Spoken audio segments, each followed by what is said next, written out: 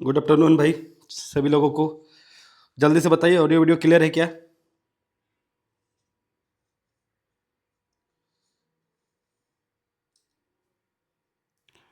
Audio video clear है सभी लोगों को?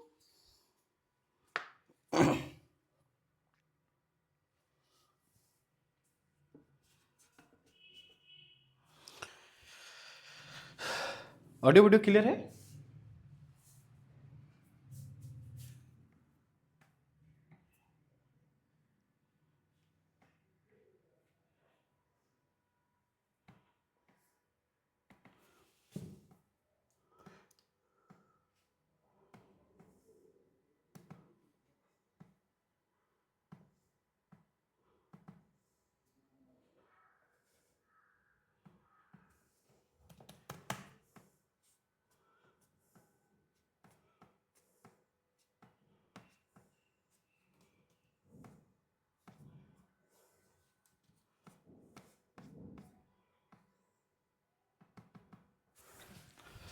चलिए।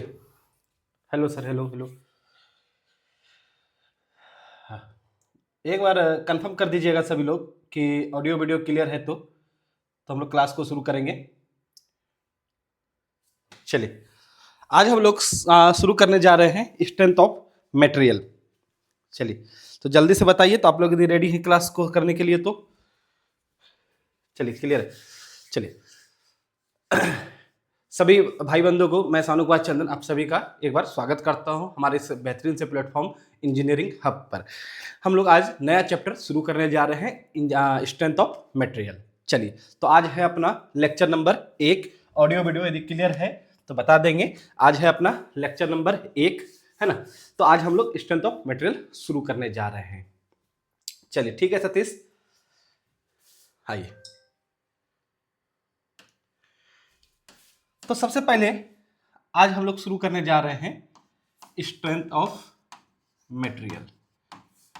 स्ट्रेंथ ऑफ मटेरियल, है ना। बेसिकली ये जो सब्जेक्ट है स्ट्रेंथ ऑफ मटेरियल अपने आप में एक बड़ा सब्जेक्ट है, बहुत ही बड़ा सब्जेक्ट है।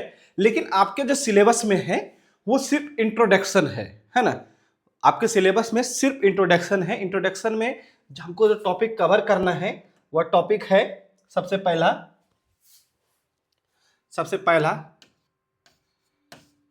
स्ट्रेस, दूसरा स्ट्रेन, तीसरा मटेरियल प्रॉपर्टी।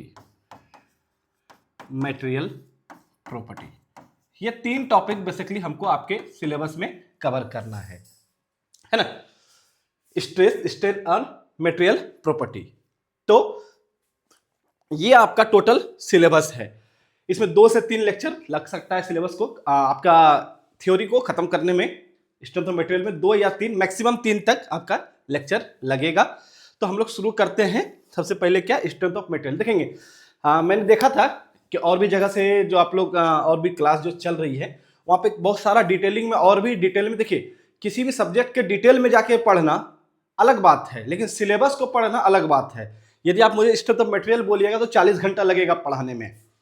पूरे स्ट्रेंथ ऑफ मटेरियल को पढ़ाने में 40 घंटा लगेगा। लेकिन आपके सिलेबस में क्या चीज है, तो आपके सिलेबस में टोटल ये चीज है ना। स्ट्रेस पढ़ना, स्ट्रेन पढ़ना है, मटेरियल प्रॉपर्टी पढ़ना है। सबसे बड़ा टॉपिक आपका ये मटेरियल प्रॉपर्टी है, सबसे बड़ा टॉपिक है और ये सबसे इंपॉर्टेंट है। यहाँ पे कई सारे क्वेश्चंस आपको देखने को मिलेंगे। तो चलिए, तो हम लोग शुरू करते हैं। सबसे पहले कि हम लोग सोम को पढ़ क्यों रहे हैं। सबसे पहला चीज है भाई कि हम लोग यहाँ पे सोम को स्ट्रेंथ ऑफ मटेरियल, शॉर्ट में बोलते हैं इसको सोम, शॉर्ट में बोलते हैं सोम। सोम हम लोग पढ़ क्यों रहे हैं, याद कीजिएगा कि मैकेनिक्स में जब हम लोग पढ़ रहे थे, मैकेनिक्स में हम लोग रिजिड बॉडी को पढ़ रहे थे, है ना। रिजिड बॉडी को पढ़ रहे थे। रिजिड बॉडी क्या होता है, इस रिजिड बॉडी के डेफिनेशन को भी याद रखेंगे, है ना। कि यदि किसी बाहरी एक्सटर्नल इफेक्ट के कारण, कोई भी बाहरी इफेक्ट चाहे वो फोर्स हो या कुछ भी हो, है ना, उसके कारण ऑब्जेक्ट के लेंथ में किसी भी प्रकार का चेंजिंग ना आए, मतलब उसमें किसी भी प्रकार का चेंजिंग ना आए, उसी को हम लोग क्या बोलते हैं, रिजिड बॉडी बोलते हैं, है ना। तो स्ट्रेंथ ऑफ मटेरियल में सॉरी इंजीनियरिंग मैकेनिक्स में हम लोग रिजिड बॉडी के बारे में पढ़ते थे, रिजिड बॉडी के बारे में पढ़ते थे। अब स्ट्रेंथ ऑफ मटेरियल में हम लोग डिफॉर्मेबल बॉडी के बारे में पढ़ेंगे। आप लोग थोड़ा सा पुराना लेक्चर को रिवाइज किए होंगे, ठीक है, तो आपको पता होगा कि मैंने पहले ही क्लास में, मैकेनिक्स के पहले क्लास में बताया था कि मैकेनिक्स 3 तरह का होता है, एक रिजिड, दूसरा डिफॉर्मेबल और तीसरा फ्लूइड, है ना। तो रिजिड बॉडी को हम लोग मैकेनिक्स में पढ़ते हैं। डिफॉर्मेबल बॉडी, जो आपका डिफॉर्मेबल बॉडी है ना, उसको हम लोग कहां पढ़ते हैं भाई? सोम में पढ़ते हैं। डिफॉर्मेबल बॉडी का स्टडी हम लोग कहां करते हैं? सोम में करते हैं। तो हम लोग, आपको ये आइडिया लग गया होगा कि जो मेरा स्ट्रेंथ ऑफ मटेरियल है, इसमें हम लोग डिफॉर्मेबल बॉडी के बारे में बात करेंगे। किसके बारे में बात करेंगे? डिफॉर्मेबल बॉडी के बारे में। और यहां पे डिफॉर्मेबल बॉडी होता क्या है? डिफॉर्मेबल बॉडी का मतलब है कि यदि आप फोर्स लगाएं तो उसके लंबाई में चेंजिंग आ जाए, उसके आकृति में चेंजिंग आ जाए। डिफॉर्मेबल का मतलब क्या है? लंबाई में चेंज आना, है ना। दूसरा, आकृति में चेंज आना, मतलब ऑब्जेक्ट कठोर नहीं है, कठोर नहीं है तो वो क्या है? डिफॉर्मेबल है ना। और मैंने बताया था आपको पहली क्लास में कि इस दुनिया में कोई भी बॉडी रिजिड नहीं होता है, कोई भी बॉडी रिजिड नहीं होता है। लेकिन हम लोग मान लेते हैं इंजीनियरिंग मैकेनिक्स में कि हम लोग रिजिड बॉडी के बारे में पढ़ते हैं, जबकि हकीकत यह है कि इस दुनिया में कोई भी ऑब्जेक्ट रिजिड नहीं होता है, ठीक है। तो आप ये एक बार बता दीजिए कि आपको इंट्रोडक्शन आया क्या समझ में कि हम लोग सोम में क्या पढ़ने जा रहे हैं? हम लोग सोम में क्या पढ़ने जा रहे हैं? डिफॉर्मेबल बॉडी के बारे में पढ़ने जा रहे हैं। एक बार जल्दी से बताइए, ठीक है, थोड़ा सा बातचीत भी हो जाए। जल्दी से बताइए, क्या ये क्लियर है कि हम लोग क्या पढ़ने जा रहे हैं? सतीश सी, जल्दी से बताइए भाई, एक बार जल्दी से बताइए, कमेंट कीजिए जल्दी से एक बार। चलिए ठीक है। अब इस चैप्टर का सबसे इंपॉर्टेंट टॉपिक है, इस चैप्टर का सबसे इंपॉर्टेंट टॉपिक है स्ट्रेस।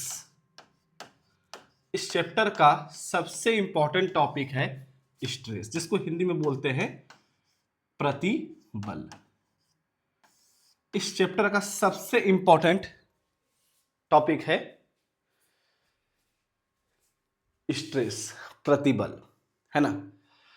बिल्कुल जीरो लेवल से हम लोग चलेंगे स्ट्रेस को। स्ट्रेस आप जितना आसानी से समझेंगे, बस इतना समझ लीजिए कि ये स्ट्रेंथ ऑफ मटेरियल का ये जान है, स्ट्रेंथ ऑफ मटेरियल का ये जान है। हम लोग मैकेनिक्स में जितनी भी बातें करते थे वो फोर्स की बातें करते थे, है ना, बल की बात करते थे। और स्ट्रेंथ ऑफ मटेरियल में हम लोग प्रतिबल की बात करेंगे। स्ट्रेंथ ऑफ मटेरियल में हम लोग प्रतिबल की बात करेंगे। तो चलिए, तो बिना समय बर्बाद किए अब हम लोग शुरू करते हैं। स्ट्रेंथ ऑफ मटेरियल का फर्स्ट टॉपिक है क्या? स्ट्रेस। चलिए ध्यान देंगे। सपोज कीजिए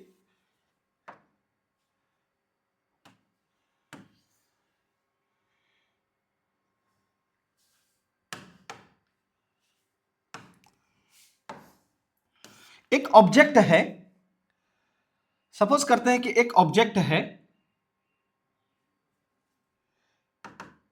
इस ऑब्जेक्ट का कुछ लेंथ होगा, मान लेते हैं, अच्छा, इस ऑब्जेक्ट का मान लेते हैं कि कुछ लेंथ होगा, ध्यान देंगे।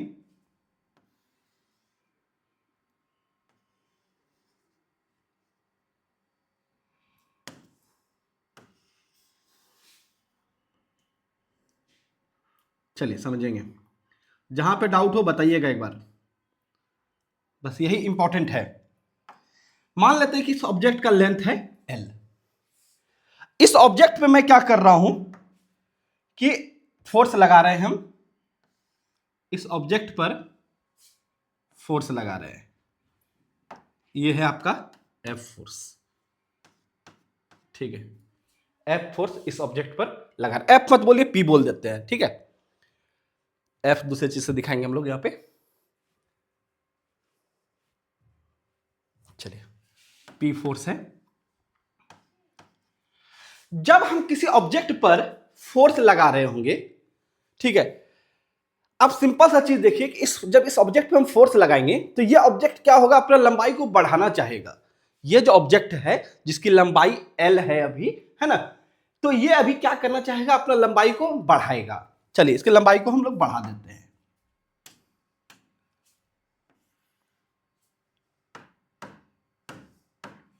इसके लंबाई को हम लोग बढ़ा देते हैं, ठीक है।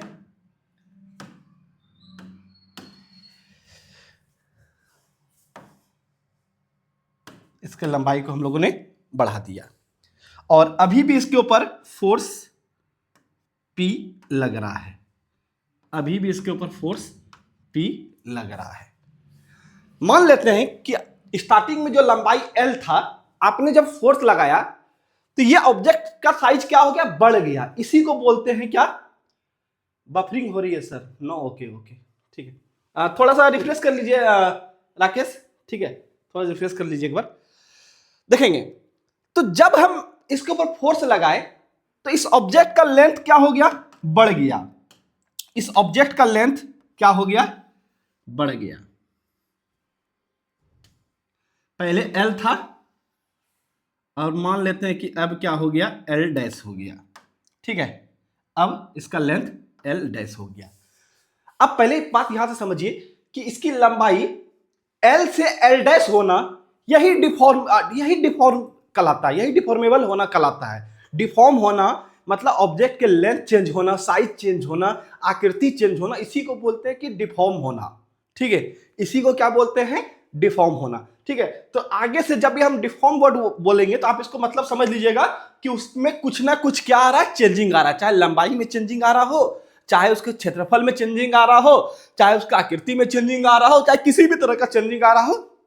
डिफॉर्मेबल का मतलब होता है कि उसके आकृति में किसी न किसी तरह का चेंजिंग आना।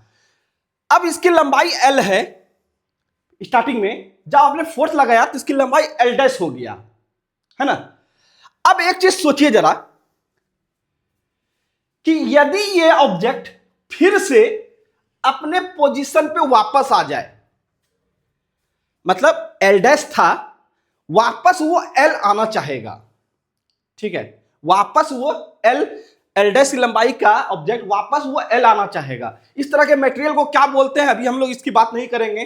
शायद आप लोगों को पता होगा, एक बार कमेंट करके बताइए कि यदि कोई ऑब्जेक्ट अपने ओरिजिनल पोजीशन पे वापस आ जाए तो उसको क्या बोलते हैं। आप लोगों को पता होगा, पटेल सर ने पढ़ाया है, पटेल सर ने पढ़ाया है, लेकिन मैं अभी बात नहीं कर रहा हूं। आप लोग एक बार कमेंट सिर्फ कर दीजिए कि ताकि मुझे पता लगे कि आपको पता है ये बात, कि यदि कोई ऑब्जेक्ट अपने ओरिजिनल पोजीशन पर वापस आ जाए तो उसे क्या कहते हैं, जल्दी से बताइए।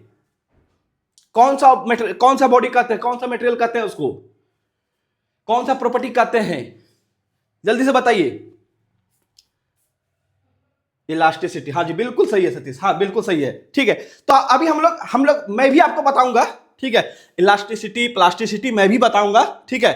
जब हम लोग, अभी हमने बताया ना कि अपना जो सिलेबस है स्ट्रेस, स्ट्रेन और क्या है, मटेरियल्स प्रॉपर्टी, तो मटेरियल प्रॉपर्टी में हम लोग इसको जिक्र करेंगे। इलास्टिसिटी, प्लास्टिसिटी को हम लोग जिक्र करेंगे, है ना,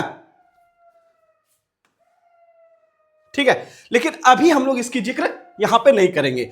मेरा सवाल है कि यदि ये ऑब्जेक्ट L डैश से वापस L पे आना चाहेगा तो किस प्रकार से आ सकता है। देखेंगे ये तभी आएगा, आप लोग बिल्कुल यहां पे समझेंगे, नहीं समझ में आएगा तो पूछेंगे आप लोग यहां पे। ये L डैश से L तभी आएगा जब यहां अंदर की तरफ फोर्स लग रहा होगा, जब यहां अंदर की तरफ फोर्स लग रहा होगा। बताइए एक बार, यह बात आया समझ में। L डैश से L की तरफ तभी जाएगा भाई जब इसको कोई अंदर से खींचे, है ना, अंदर से खींचेगा तो ये वापस L पे चला जाएगा। जल्दी से बताइए, ये बात आया समझ में, यही इंपॉर्टेंट है। इसके डेफिनेशन को समझाने के लिए ये चीज, ये फोर्स बहुत ही ज्यादा इंपॉर्टेंट है। जल्दी से बताइए ये बात आपको समझ में आया या नहीं, जल्दी से बताइए कि L डैश से L वापस आने के लिए हमको ये फोर्स को लगाना पड़ेगा।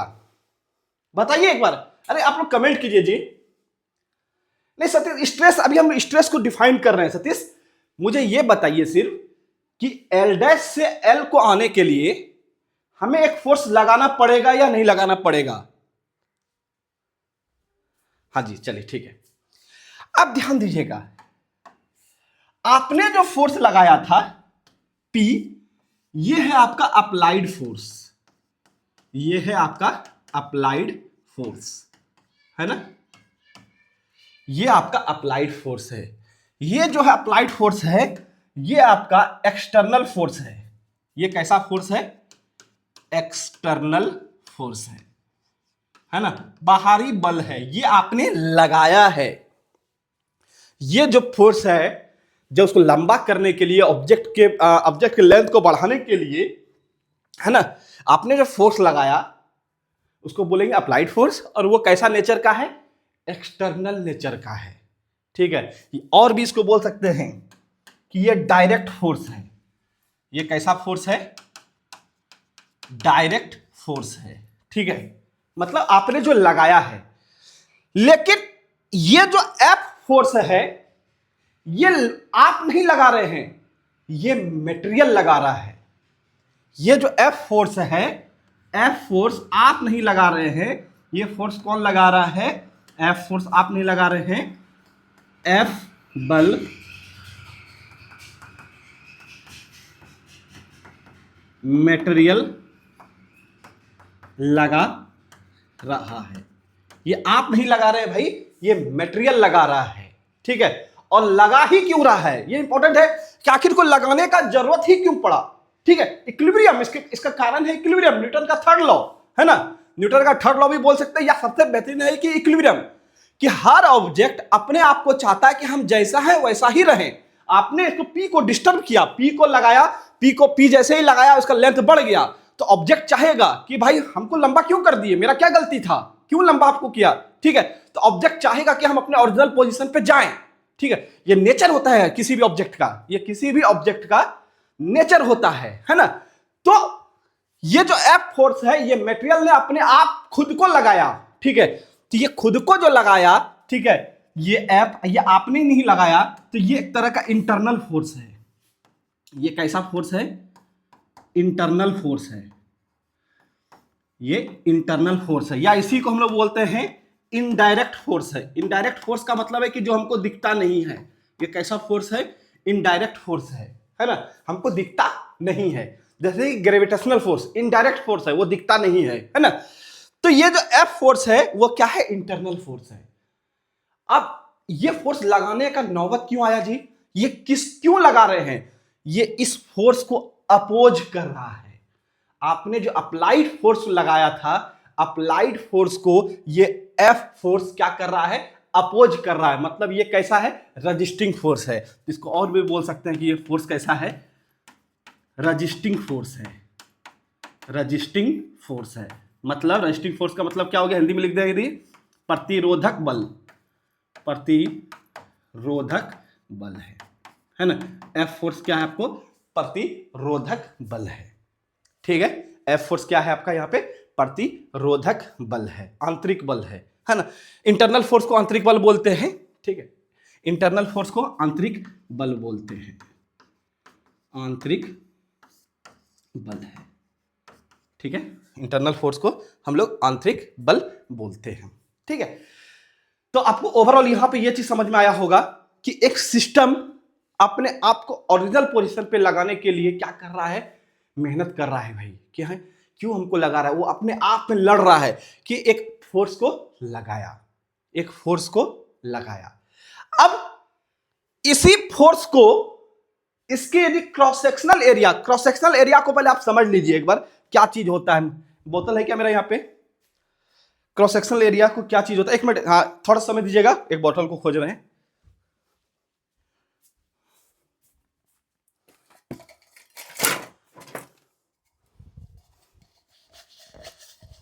चलिए ध्यान देंगे।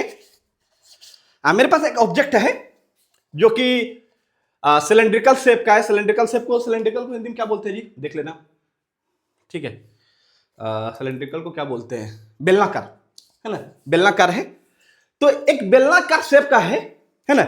आपको देखिए सामने से ऐसा बेलनाकार दिख रहा होगा, लेकिन आपने जब फोर्स लगाया तो फोर्स आप इस सरफेस पे लगा रहे हैं, है ना, इस सरफेस पे। इसी को बोलते हैं क्रॉस सेक्शनल एरिया। हिंदी में एक बार बोल दीजिएगा हिंदी में बोल देना, आप बोल दीजिएगा सतीश कि क्रॉस सेक्शनल एरिया को क्या बोलते हैं, हिंदी में एक बार बता दीजिएगा जल्दी से, ठीक है। क्रॉस सेक्शनल एरिया को क्या बोलते हैं एक बार जल्दी से बता दीजिए तो ठीक है, बाकी नहीं तो आप लोग क्रॉस सेक्शनल एरिया के नाम से जानेंगे। ये जो ऑब्जेक्ट है जो बेलनाकार दिख रहा है, इस बेलनाकार को यदि आप साइड से देखेंगे, है ना, ये जो साइड है ये कहलाता है क्रॉस सेक्शनल एरिया। जैसे कि ये मेरा टीवी का, ये मेरा रिमोट है ना, तो ये मेरा क्या है, रेक्टेंगुलर है, आयताकार है ना, तो इसका सामने से जो देखेंगे यही मेरा क्या कहलाता है, क्रॉस सेक्शनल एरिया। कटाक्ष क्षेत्रफल, कटाक्ष या कुछ ऐसा ही बोलते हैं, ठीक है। तो यदि आप इस अप्लाइड फोर्स, ये रजिस्टिंग फोर्स को उसके क्रॉस सेक्शनल एरिया से डिवाइड कर दीजिएगा तो एक नया टर्म बन के आता है, उसी को कहते हैं हम लोग स्ट्रेस। उसी को हम लोग कहते हैं क्या, स्ट्रेस। तो स्ट्रेस और कुछ नहीं, स्ट्रेस और कुछ नहीं, ये क्या है, रजिस्टिंग फोर्स बटे क्रॉस सेक्शनल एरिया। हिंदी में भी लिख देंगे अभी, ठीक है, अभी डेफिनेशन भी लिखाएंगे, पहले समझना है, पहले समझना है, ठीक है। क्रॉस सेक्शनल एरिया, तो हिंदी में यदि बात बोले तो प्रतिबल क्या हो जाएगा, प्रतिरोधक बल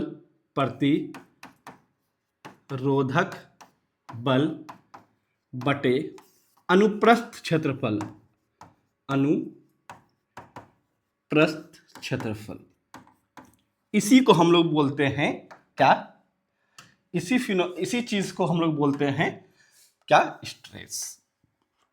तो समझ में आया, यहां तक पहले बताइए, अभी डेफिनेशन की तरफ नहीं जा रहे हैं, ठीक है, डेफिनेशन की तरफ नहीं जा रहे हैं। यह प्रतिबल का एग्जैक्ट मीनिंग होता है कि जब किसी ऑब्जेक्ट में अप्लाइड फोर्स लगाए हैं तो अप्लाइड फोर्स के विरोध में एक फोर्स जनरेट होता है, अप्लाइड फोर्स के विरोध में एक फोर्स जनरेट होता है, ठीक है, जो कि क्या है, रजिस्टिंग फोर्स है। और रजिस्टिंग फोर्स को यदि उसके क्रॉस सेक्शनल एरिया से भाग दे दिया जाए, ठीक है, तो वो क्या कहलाता है, प्रतिबल कहलाता है, वो मेरा क्या कहलाता है, स्ट्रेस कहलाता है। ध्यान देंगे, स्ट्रेस को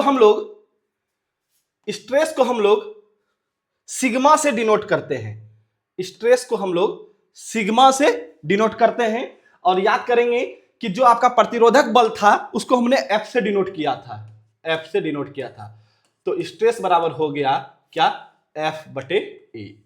स्ट्रेस बराबर हो गया एफ बटे ए, है ना, स्ट्रेस बराबर हो गया एफ बटे ए, प्रतिरोधक बल बटे क्रॉस सेक्शनल एरिया। अब एक इंपॉर्टेंट चीज है, ध्यान दीजिएगा, यहां पर जब हम फोर्स लगा रहे थे, इस केस में ध्यान देंगे, सेकेंड वाले केस में फोर्स जब लगा रहे थे हमने उसकी लंबाई को बढ़ा दिया और आपने फोर्स कितना लगाया था, P। ये आखिर एफ फोर्स मैक्सिमम कितना लगा सकता है, आप बताइए जरा। किसी चीज को रोकना है तो वो किसको रोकेगा, इसी को रोकेगा। एफ पी जो आप बाहरी फोर्स लगा रहे हैं इसी को ही तो रोकेगा। इसका मतलब है कि एफ और पी दोनों का मान क्या होगा, बराबर होगा। एफ और पी दोनों का मान क्या होगा, बराबर होगा। आखिर ये किसको रोक रहा है, इसी को रोक रहा है। अगर बताइए इस लाइन पे समझ में आया कि नहीं आया, कि ये जो एफ फोर्स है, ये एफ फोर्स किसको रोक रहा है, तो अप्लाइड फोर्स को रोक रहा है, इसी का प्रतिरोध कर रहा है। तो हम लोग कह सकते हैं कि एफ का मान किसके बराबर है, पी के बराबर है। सिर्फ एफ का डायरेक्शन क्या है, विपरीत है। क्या इस बात से सहमत है आप मेरी बात से, जल्दी से बोलिए। सतीश, शिव, सोनू, गुरुसेवक, जल्दी से बताइए। वीरू रागर, जल्दी से बताइए, क्या आप मेरी इस बात से सहमत हैं कि एफ और पी का मान बराबर होगा? क्या एफ और पी का मान बराबर होगा? ठीक है, क्योंकि ये अपोज कर रहा है, अपोज भी कर रहा है, तो किसको कर रहा है, अप्लाइड फोर्स को। ठीक है, तो हम लोग कह सकते हैं कि चूंकि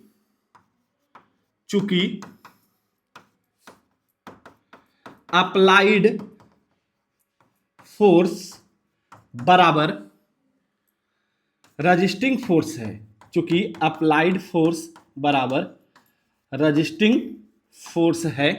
ठीक है, इसका मतलब है कि P बराबर क्या है, F है।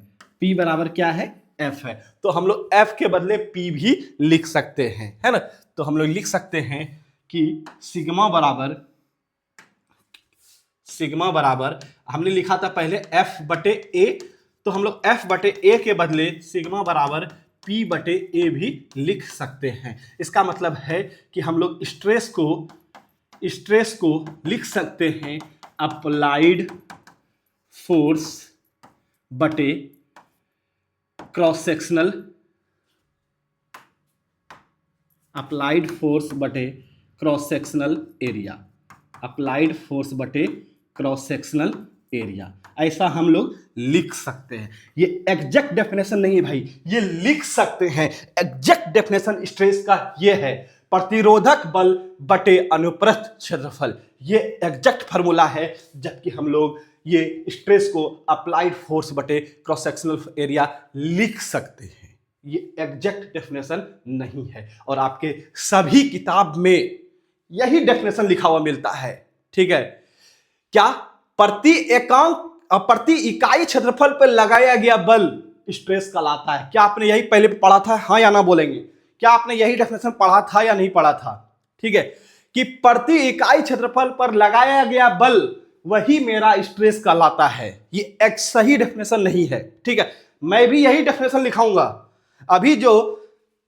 अभी जो मैं डेफिनेशन लिखाऊंगा आपको स्ट्रेस का, यही सेम डेफिनेशन लिखाऊंगा जो आपने पढ़ा है। लेकिन आपको यह बात याद रखना है कि ये अप्लाइड फोर्स बटे क्रॉस सेक्शनल फोर्स बराबर होता है, ठीक है। जबकि एग्जैक्ट जो है वो प्रतिरोधक बल बटे अनुप्रस्थ क्षेत्रफल होता है। चलिए, इस बात से सहमत है तो एक बार जल्दी से थम्स अप करेंगे, एक बार थम्स अप करेंगे कि मजा आया स्ट्रेस में। जल्दी से बताइए, कोई भी एक भाई बंधु थम्स अप करेंगे कि हाँ सर बेहतरीन चीज समझ में आया ये, तो हम लोग आगे बढ़ेंगे। जल्दी से बोले।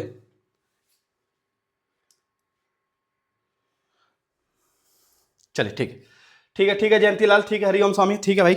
चलिए, तो अब हम डेफिनेशन को लिखते हैं। प्रतिबल डेफिनेशन में वही लिखाऊंगा जो स्टैंडर्ड चल रहा है। और एक बार फिर से मैं बता देता हूं, मैं डेफिनेशन देख के लिखाता हूं भाई, ठीक है।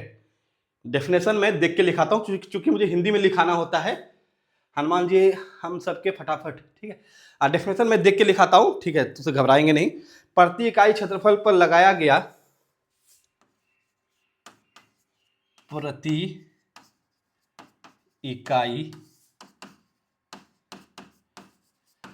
क्षेत्रफल पर लगाया गया आंतरिक प्रतिरोध बल, आंतरिक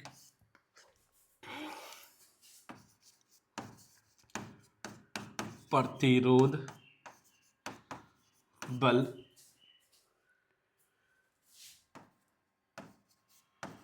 प्रतिबल कहलाता है। प्रतिबल कहलाता है। इंग्लिश में चाहते हैं तो बताइए एक बार, इंग्लिश में भी डेफिनेशन चाहते हैं क्या? जल्दी से बोलिए, इंग्लिश में भी डेफिनेशन चाहते हैं क्या? तो इंग्लिश में भी लिखा देंगे। इंग्लिश में चाहते हैं क्या डेफिनेशन? जल्दी से बोले। चलिए लिखाई देते हैं। Stress is the intensity of internal resistance force. Stress is the intensity of internal resisting force developed at a point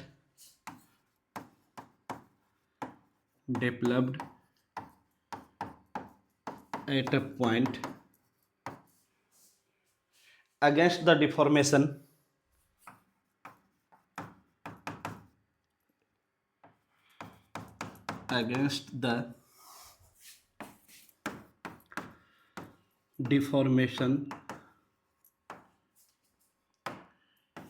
caused by load। चले, मैंने डेफिनेशन को कंप्लीट कराया। अब एक इंपॉर्टेंट बात, बफरिंग हो रहा है क्या? बफरिंग हो रहा है क्या? लग तो मुझे भी रहा है बफरिंग हो रहा है शायद। चलिए ठीक है। तो स्ट्रेस इज चल जो भी है इसको आप पढ़ लीजिएगा। अब एक इंपॉर्टेंट चीज, स्ट्रेस तभी लगेगा जब बॉडी में डिफॉर्मेशन होगा। इस बात को आप गांठ बांध लीजिए। स्ट्रेस किसी भी ऑब्जेक्ट में तभी लगेगा जब उस ऑब्जेक्ट में डिफॉर्मेशन होगा। यदि ऑब्जेक्ट में डिफॉर्मेशन नहीं होगा तो स्ट्रेस नहीं लगेगा। ठीक है, स्ट्रेस कभी भी नहीं लगेगा। ठीक। और एक इंपॉर्टेंट चीज, जी सर हो रहा है, थोड़ा सा सब्र करेंगे। तो थोड़ा सा लेवल को कम कर लीजिए, मेरे में तो ठीक चल रहा है बबली। ठीक है, एक बात को याद रखेंगे, कभी आपको डायरेक्ट या इनडायरेक्ट क्वेश्चन आ सकता है।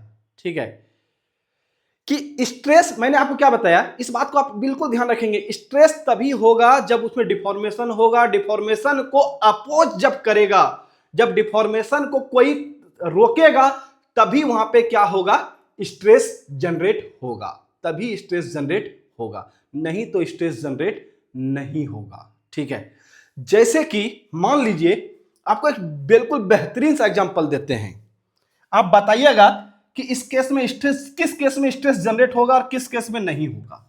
एक एग्जांपल है, देखिएगा।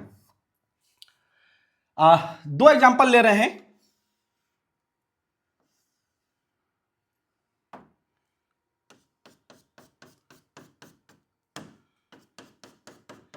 आप इससे समझ जाएंगे। ठीक है, दो एग्जांपल हम ले रहे हैं, ये पहला केस है और ये दूसरा केस है।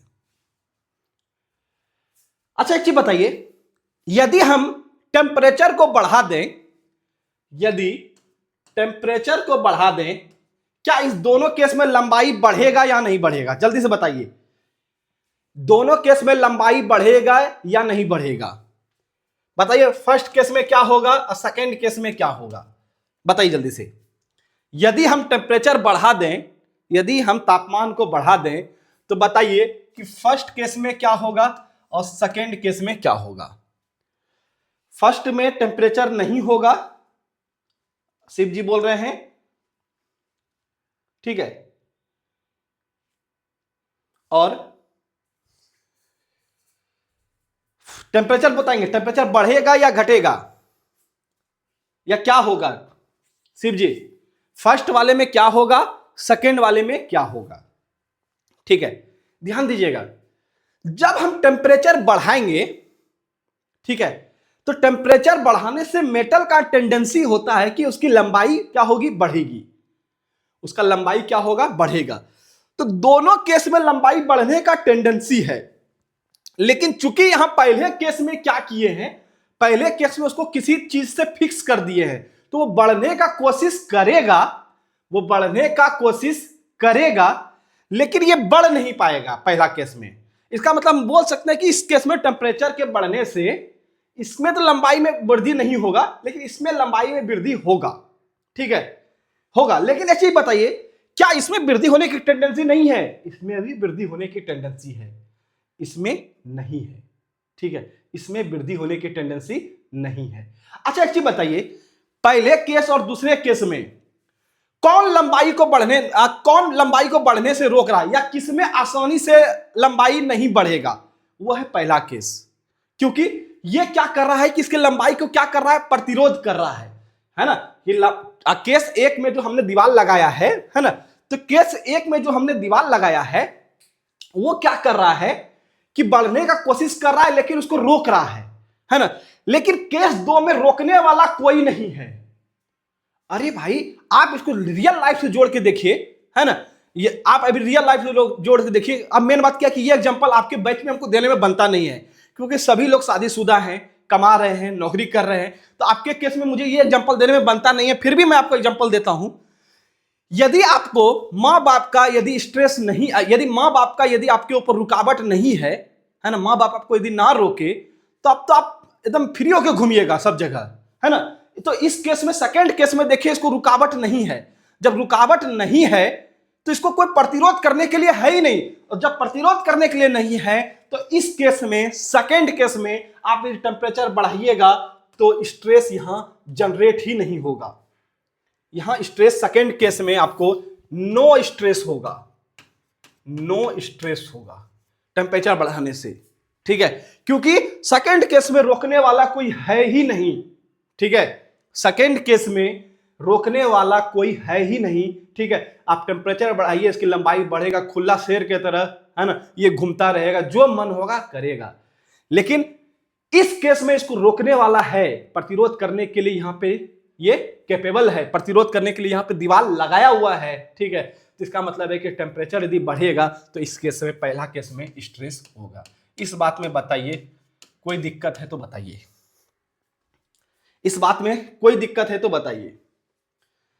बिल्कुल खान साहब, आप लोग लेट से आते हैं, मैं भी बिल्कुल कुछ क्या बढ़ेगा क्या घटेगा मैं इसकी कुछ भी बात नहीं कर रहा हूं, ठीक है।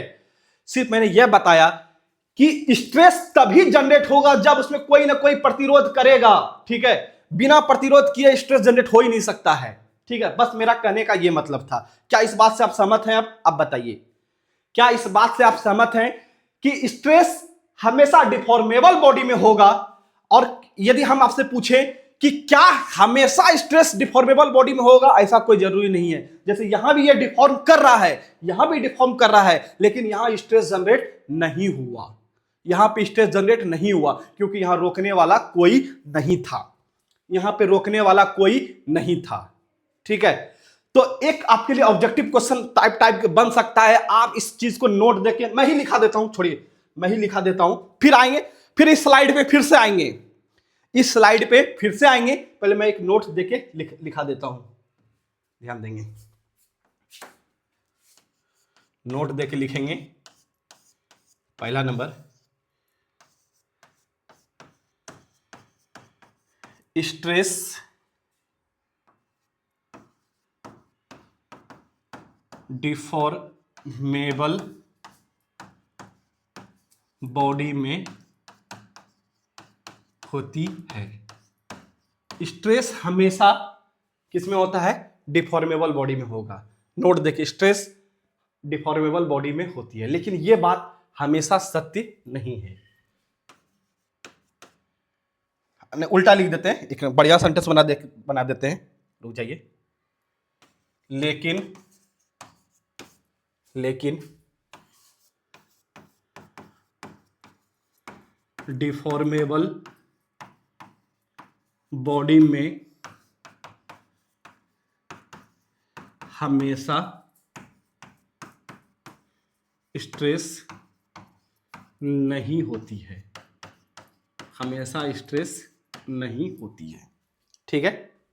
आया समझ में कि स्ट्रेस जो है वो तो डिफॉर्मेबल बॉडी में होगा, लेकिन सभी डिफॉर्मेबल बॉडी में स्ट्रेस होगा ऐसा जरूरी नहीं है, ऐसा जरूरी नहीं है। हमने इस स्टेटमेंट को बेहतरीन तरीके से लिख दिया कि स्ट्रेस डिफॉर्मेबल बॉडी में होती है, स्ट्रेस जब भी होगा वो डिफॉर्मेबल बॉडी में होगा, लेकिन डिफॉर्मेबल बॉडी में हमेशा स्ट्रेस नहीं होती है। आया समझ में?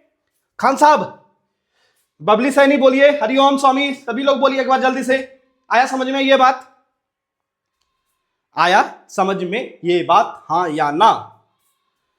तो हम लोग उस पिछले वाले स्लाइड पे जाएंगे, जल्दी से बताइए, आया समझ में, हां या ना? कोई दिक्कत है इसमें? चलिए चलिए चलिए, ठीक है भाई, हां। तो इसको याद रखेंगे, ये जो केस नंबर 1 था और केस नंबर 2 टेम्परेचर वाला, आपके सिलेबस में नहीं है ये चीज, लेकिन बस थोड़ा सा नाम जान लीजिए कि इसको क्या बोलते हैं, ठीक है। इसको बोलते हैं, केस नंबर 2 को free expansion, free expansion, free expansion. Case number 2 को मतलब जब आप टेम्परेचर बढ़ा रहे हैं और टेम्परेचर बढ़ाते समय उसको कोई रुकावट नहीं है, तो उसको बोलते हैं फ्री एक्सपेंशन। क्या बोलते हैं? Free expansion. आया समझ में? और ये है आपका रिस्ट्रिक्टेड एक्सपेंशन, रिस्ट्रिक्टेड एक्सपेंशन, ठीक है। तो फ्री एक्सपेंशन में आपका स्ट्रेस नहीं होता है, फ्री एक्सपेंशन में आपका स्ट्रेस नहीं होता है, ठीक है। तो इतना याद नहीं रखना है आपको कि फ्री एक्सपेंशन में स्ट्रेस होता ही कि नहीं होता है, उसका तो हमने यहाँ पे रिजल्ट ही बना दिया है, ठीक है, कि डिफॉर्मेबल बॉडी में हमेशा स्ट्रेस नहीं होता है। स्ट्रेस हमेशा कहाँ होगा, जब उसमें कोई न कोई क्या हो, रुकावट हो, ठीक है। तो स्ट्रेस जो है, स्ट्रेस के लिए रुकावट जरूरी है, रुकावट जरूरी है ना। स्ट्रेस के लिए क्या है, रुकावट जरूरी है। जब तक रुकावट नहीं होगा भाई, स्ट्रेस नहीं होगा, है ना। तो इस दो बात को याद रखेंगे, है ना। इस दो बात को आप स्ट्रेस के, इस दो बात को आप याद रखेंगे कि स्ट्रेस डिफॉर्मेबल बॉडी में होती है, लेकिन सभी डिफॉर्मेबल बॉडी में स्ट्रेस होगा ऐसा जरूरी नहीं है। और दूसरा, स्ट्रेस के लिए रुकावट होना जरूरी है, ठीक है। आया समझ में? चलिए अब आगे बढ़ते हैं। आइए अब आगे की तरफ चलते हैं। हमने लिखा कि स्ट्रेस बराबर force upon area, force upon area. सबसे पहली बात करते हैं कि ये किस प्रकार की राशि है, सदिश है, अदिश है, क्या है? कमेंट करेंगे एक बार। सदिश है, अदिश है, क्या है? स्ट्रेस किस प्रकार की राशि है, सदिश है, अदिश है, या क्या है? जल्दी से बताइए। स्ट्रेस किस प्रकार की राशि है, which type of quantity stress?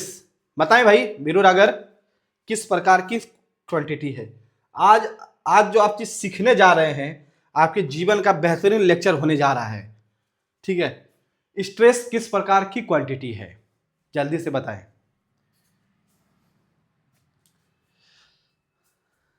Sonu बोल रहे हैं टेंसर, सतीश बोल रहे हैं टेंसर। अच्छा, मैंने देखा है ये अपने से, जैसे कि अपना यहाँ पे इंजीनियरिंग हब के नाम से एक क्लास चल रहा है जिसमें आप लोग सभी लोग जुड़े हुए हैं। एक और क्लास चल रही है, मैं उसका नाम लेना नहीं चाहूँगा, लेकिन देखते हैं कि आप लोग बहुत सारे बच्चे अपने वहाँ भी जुड़ते हैं, ठीक है। वहाँ भी क्लास से आप लोग जुड़ते हैं, तो शायद वहाँ से आप लोग इस चीज़ का आंसर जान रहे हो। शिव कुमार बोल रहे हैं वेक्टर, ठीक है। सतीश बोल रहे हैं टेंसर, वीरूरागर बोल रहे हैं टेंसर, ठीक है। और है ना, क्या वहां पे आपने सुना था ये वर्ड, क्या टेंसर? जल्दी से बताएं, टेंसर वर्ड आपने वहां सुना था क्या? क्योंकि अपने आप में ये बेहतरीन वर्ड है टेंसर। वेक्टर विथ टेंसर नहीं, चलिए ठीक है, ध्यान देंगे। स्ट्रेस जो है एक टेंसर क्वांटिटी है, एक टेंसर क्वांटिटी है। बस इस बात को ध्यान में रखना है, इस बात को ध्यान में रखना है कि यदि ऑप्शन में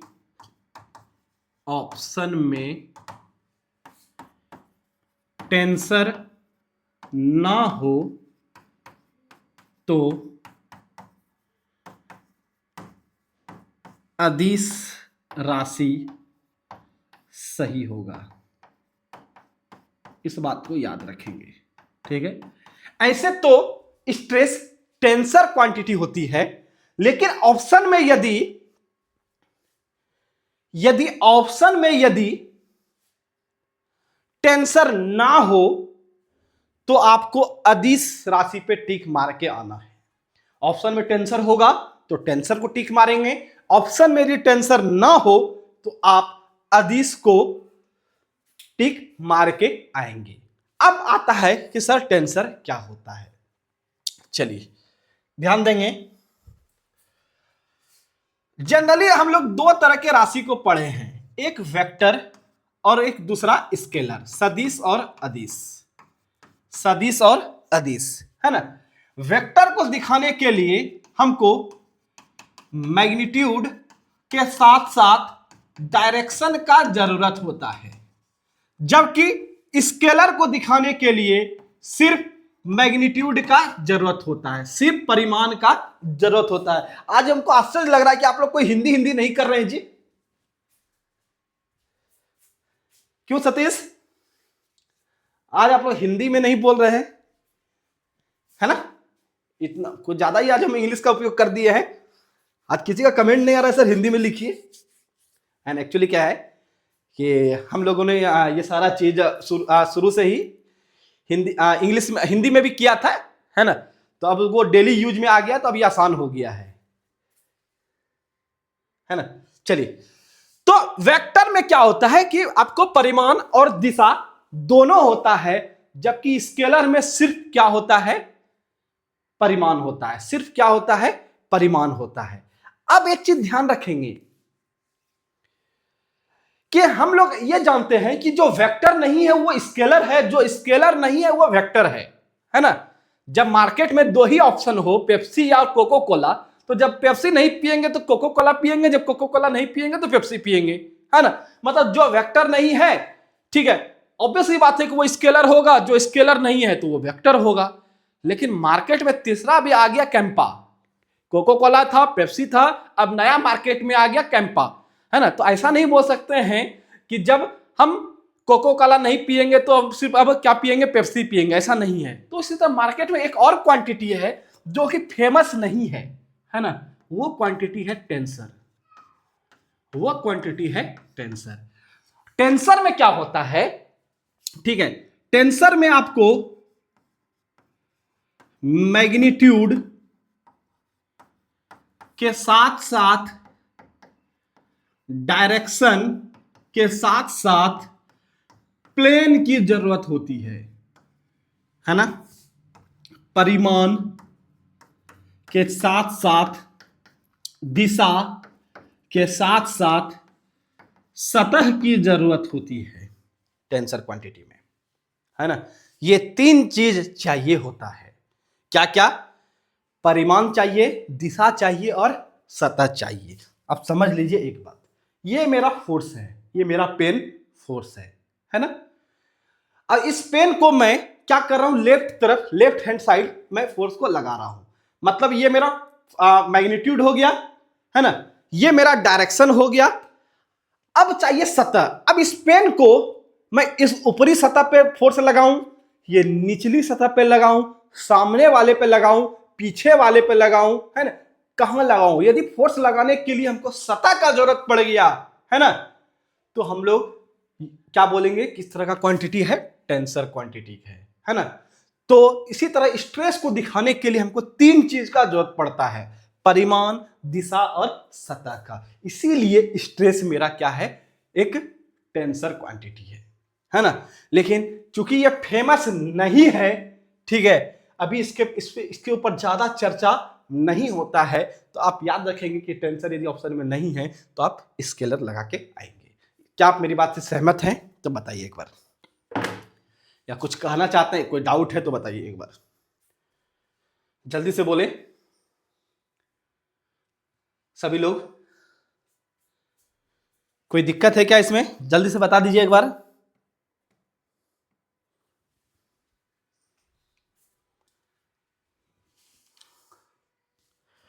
जल्दी से बता दीजिए, क्या इस बात से आप सहमत हैं? अरे सतीश, क्या कर रहे हैं भाई आप लोग? जल्दी से बताइए, डाउट है दोबारा बताइए। ठीक, क्लियर है? ठीक, हरिओम, जल्दी जल्दी बोलिए ना। तो हमने बताया कि जो आपका स्ट्रेस है ना, स्ट्रेस क्या है? एक टेंसर क्वांटिटी है ना? स्ट्रेस क्या है? एक टेंसर क्वांटिटी है। चलिए, यदि मैंने स्पष्ट रूप में यहां पे लिख भी दिया है, इसीलिए मैंने इस वर्ड को यहां पे लिख दिया है, और ये आपको ऑब्जेक्टिव में पूछा जा सकता है कि स्ट्रेस किस प्रकार की क्वांटिटी है, इसीलिए हमने इसको स्पष्ट रूप में लिख दिया है। ठीक है, चलिए आगे बढ़ते हैं। अब यूनिट की बात करते हैं। यूनिट की बात करते हैं, मात्रक देखेंगे, मात्रक की बात करते हैं। ठीक है, मात्रक की बात करते हैं। सबसे पहला चीज देखिएगा, स्ट्रेस क्या है? फोर्स बटे एरिया।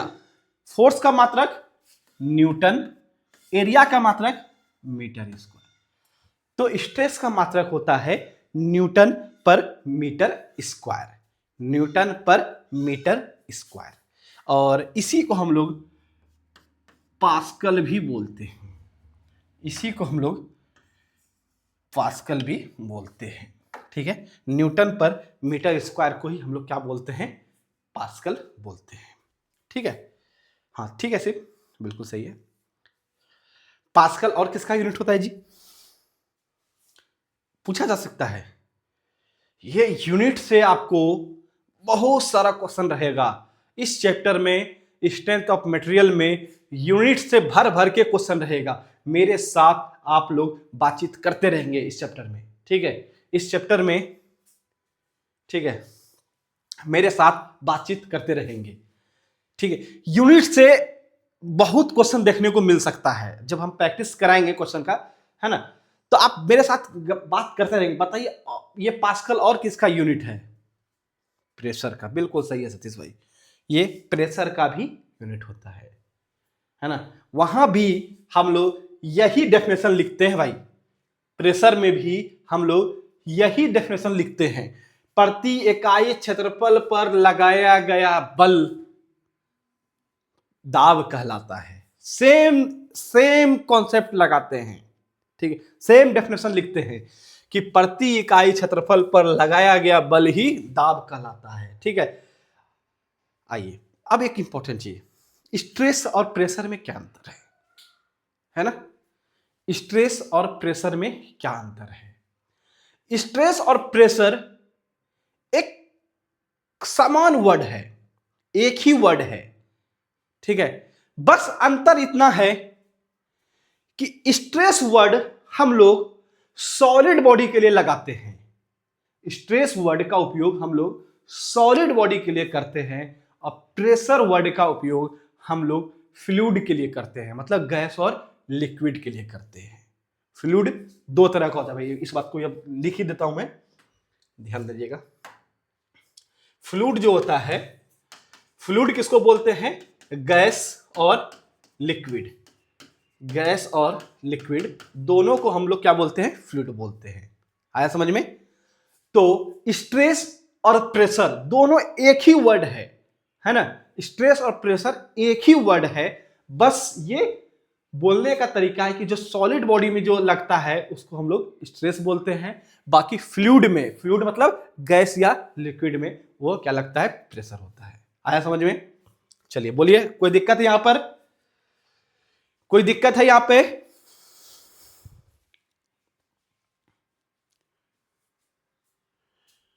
कोई डाउट? कुछ कहना चाहते हैं जल्दी से बोलिए, आगे बढ़ेंगे फिर,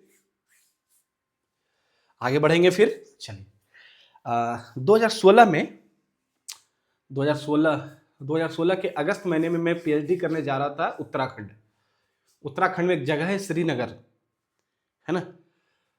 तो वहां पे पीएचडी करने के क्रम में, एडमिशन कराने के क्रम में, वहां पे जब इंटरव्यू हुआ तो वहां पे मुझसे ये क्वेश्चन किया गया था, स्ट्रेस और प्रेशर में क्या अंतर है? ठीक है, स्ट्रेस और प्रेशर में क्या अंतर है? तो मैंने आपको आज बताया। ठीक है, आप भी इस बात को याद रखेंगे, स्ट्रेस और प्रेशर दोनों सेम चीज है, बस कहाँ लगता है ये इंपॉर्टेंट है। ठीक है, और या कभी कभी यदि आपको ऐसा भी हो जाए कि लगे कि आपको प्रेशर वहां पे लग रहा है और स्ट्रेस बोल रहे हैं, तो उसे घबराना नहीं है, दोनों सेम चीज है, बस बोलने का तरीका है। ठीक है, चलिए आइए आगे बढ़ते हैं।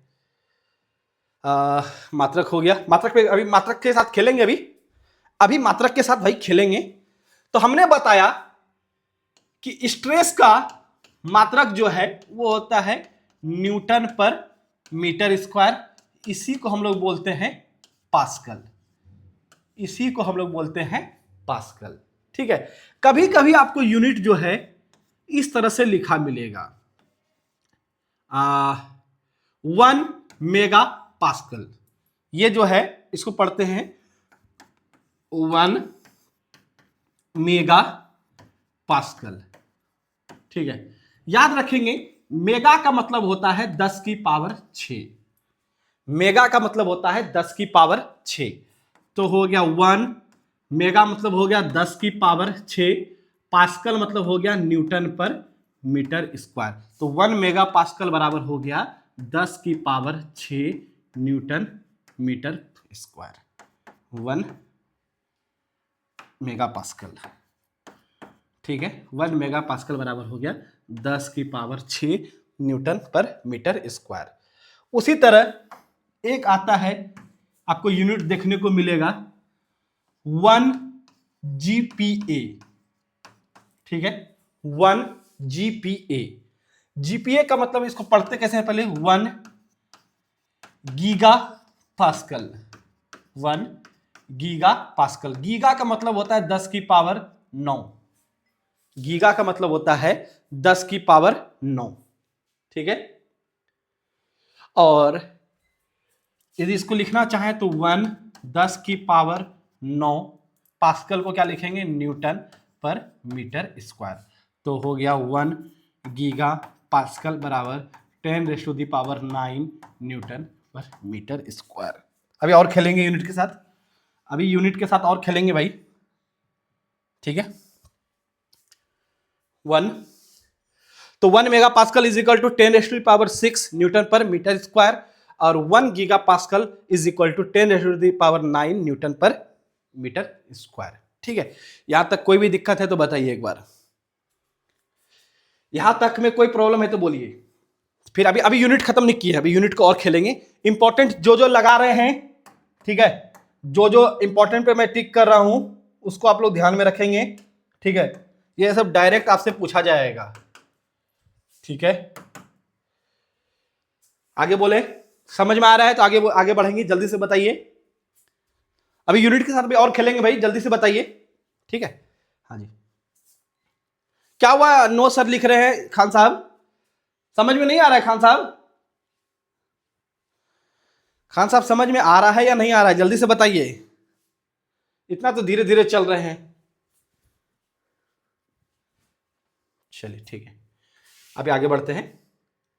देखेंगे जब हम लोग सोम की बात करते हैं, जब हम लोग, नो डाउट, ठीक है ठीक है, जब हम लोग सोम की बात करते हैं, स्ट्रेंथ ऑफ मटेरियल, तो जनरली स्ट्रेंथ ऑफ मटेरियल में जनरली फोर्स को हम लोग किलो न्यूटन में डील करते हैं, और लंबाई को हम लोग एमएम में डील करते हैं, ठीक है। लंबाई को हम लोग एमएम में डील करते हैं, आया समझ में। जनरली हम लोग फोर्स को किलो न्यूटन में और लेंथ को एमएम में डील करते हैं। तो उस केस में यदि आपको 1 मेगा पास्कल बोल दे, 1 मेगा पास्कल, अभी देखिए आपने लिखा है, क्या लिखा है, 10 की पावर 6 न्यूटन पर मीटर स्क्वायर, है ना। क्या लिखा है, 10 की पावर 6 न्यूटन पर मीटर स्क्वायर। अभी हमने बताया कि सोम में हम लोग किलो न्यूटन और एमएम में डील करते हैं। चलिए तो बताइए, 1 न्यूटन में कितना किलो न्यूटन, 1000 से भाग देंगे, है ना।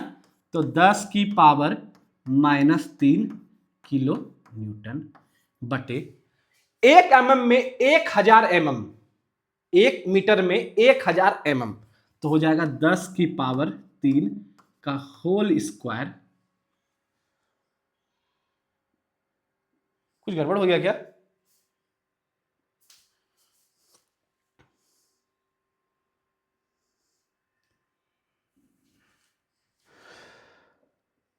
अच्छा ठीक है ठीक है, सही है, गड़बड़ नहीं है, ठीक है।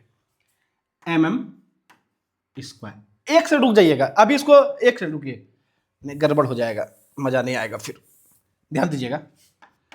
10 की पावर 6, अभी न्यूटन को न्यूटन ही रहने देते हैं, मीटर को एमएम में चेंज कर लेते हैं, सिर्फ मीटर को एमएम में चेंज कर लेते हैं। तो 10 की पावर 3 एमएम का स्क्वायर, तो 10 की पावर 3 का स्क्वायर 10 की पावर 6, 10 की पावर 6 से 10 की पावर 6 कट जाएगा, तो ये हो जाएगा न्यूटन एमएम स्क्वायर। ये पूछ सकता है आपसे कि 1 मेगा पास्कल बराबर क्या होता है, 1 newton per mm square, 1 newton per mm square, ये आपसे पूछ सकता है, ठीक है, ये चीज आपसे पूछ सकता है।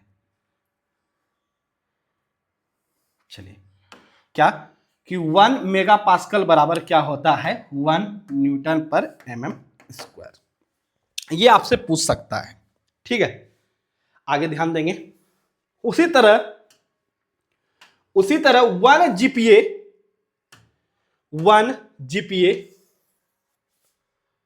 1 जीपीए, अभी आपने पीछे 1 जीपीए 1 गीगा पास्कल बराबर लिखा है 10 की पावर 9 क्या, न्यूटन पर मीटर स्क्वायर, है ना, न्यूटन पर मीटर स्क्वायर। अब इसको यदि किलो न्यूटन में चेंज करें तो यहां हो जाएगा 10 की पावर -3 किलो न्यूटन, और मीटर को यदि एमएम में चेंज कर दें तो हो जाएगा 10 की पावर 6 mm स्क्वायर, है ना, 10 की पावर 6 mm स्क्वायर हो जाएगा, 10 की पावर 6 mm स्क्वायर। इसको सॉल्व कीजिए तो ये हो जाएगा 1 kilo newton per mm square, तो ये होता है 1 जीपीए बराबर। तो इतना चीज आप याद रखेंगे। याद क्या रखेंगे, आपसे पूछेगा तो आप सॉल्व भी कर सकते हैं, बाकी नहीं तो आप याद कर लेंगे इसको कि 1 GPA is equal to 1 kilo newton per mm square होता है, ठीक है। तो ये टोटल 3-4 कन्वर्जन था। 1 mega pascal is equal to 1 newton per mm square, 1 giga pascal is equal to 1 kilo newton per mm square, और कहां गया 1। चलिए मैं एक जगह इसको लिख देता हूं, टोटल एक कंक्लूजन मैं आपको बना के लिख देता हूं स्ट्रेस के बारे में, ठीक है। बस आप इतना ही याद रखेंगे, ठीक है, तो आपका काम बन जाएगा। आप स्ट्रेस के बारे में बस इतना ही याद रखेंगे, क्या कि सबसे पहला स्ट्रेस एक टेंसर क्वांटिटी है, दूसरा स्ट्रेस बराबर फोर्स पर यूनिट एरिया। मात्रक की बात करें, यदि मैं इसकी मात्रक की बात करूं तो ये होता है न्यूटन पर मीटर स्क्वायर, या इसको बोलते हैं पास्कल।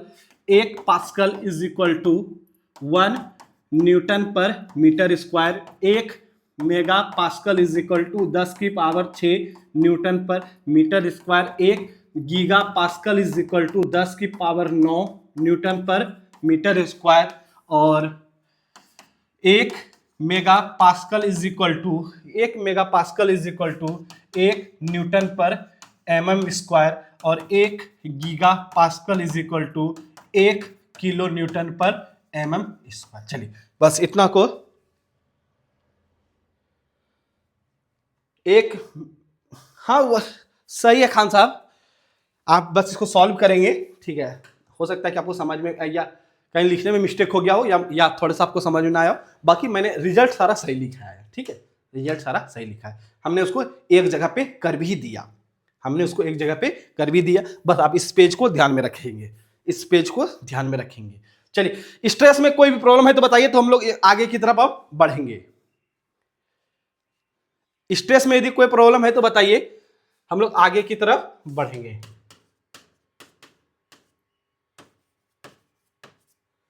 स्ट्रेस में कोई भी प्रॉब्लम है तो बताइए, तो हम लोग आगे की तरफ अब बढ़ेंगे, ठीक है। अब हम लोग टाइप्स ऑफ स्ट्रेस में चलेंगे, जल्दी से बताइए। स्ट्रेस में कोई भी प्रॉब्लम है तो बताइए जल्दी से। नहीं होगा प्रॉब्लम, ठीक है, प्रॉब्लम होना नहीं चाहिए, ठीक है। चलिए अब आगे बढ़ते हैं, टाइप्स ऑफ स्ट्रेस। अब नेक्स्ट टॉपिक है अपना types of stress. Types of stress, प्रतिबल के प्रकार, प्रतिबल के प्रकार, नो प्रॉब्लम, ठीक है, ठीक है, प्रतिबल के प्रकार। चलिए ध्यान देंगे।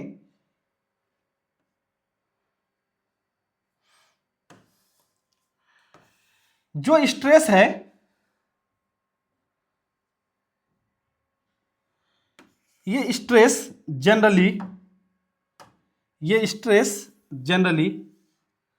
3 तरह का होता है। ये स्ट्रेस जनरली तीन तरह का होता है। ठीक है, पहला है नॉर्मल स्ट्रेस, पहला है नॉर्मल स्ट्रेस, सामान्य प्रतिबल, पहला है नॉर्मल स्ट्रेस सामान्य प्रतिबल, दूसरा है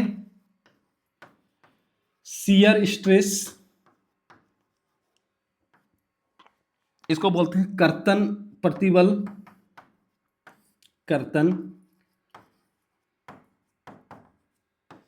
प्रतिबल, और फिर आता है वॉल्यूमेट्रिक स्ट्रेस, वॉल्यूमेट्रिक स्ट्रेस।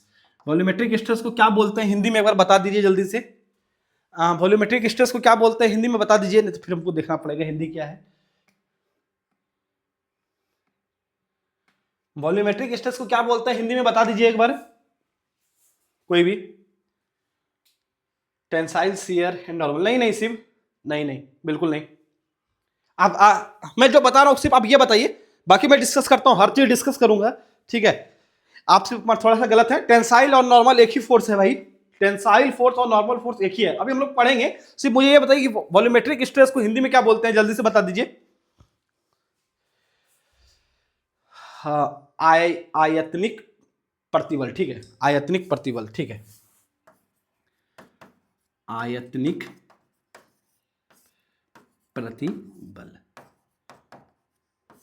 ठीक है, आयतनिक प्रतिबल। अच्छा, हाँ ठीक है रंजीत, हाँ मजा आ रहा है आप लोगों को पढ़ के थोड़ा, एक बार बताइए जल्दी से, एक बार जल्दी से बताइए कि आप लोगों को अच्छा लग रहा है, तो हम लोग आगे बढ़ेंगे।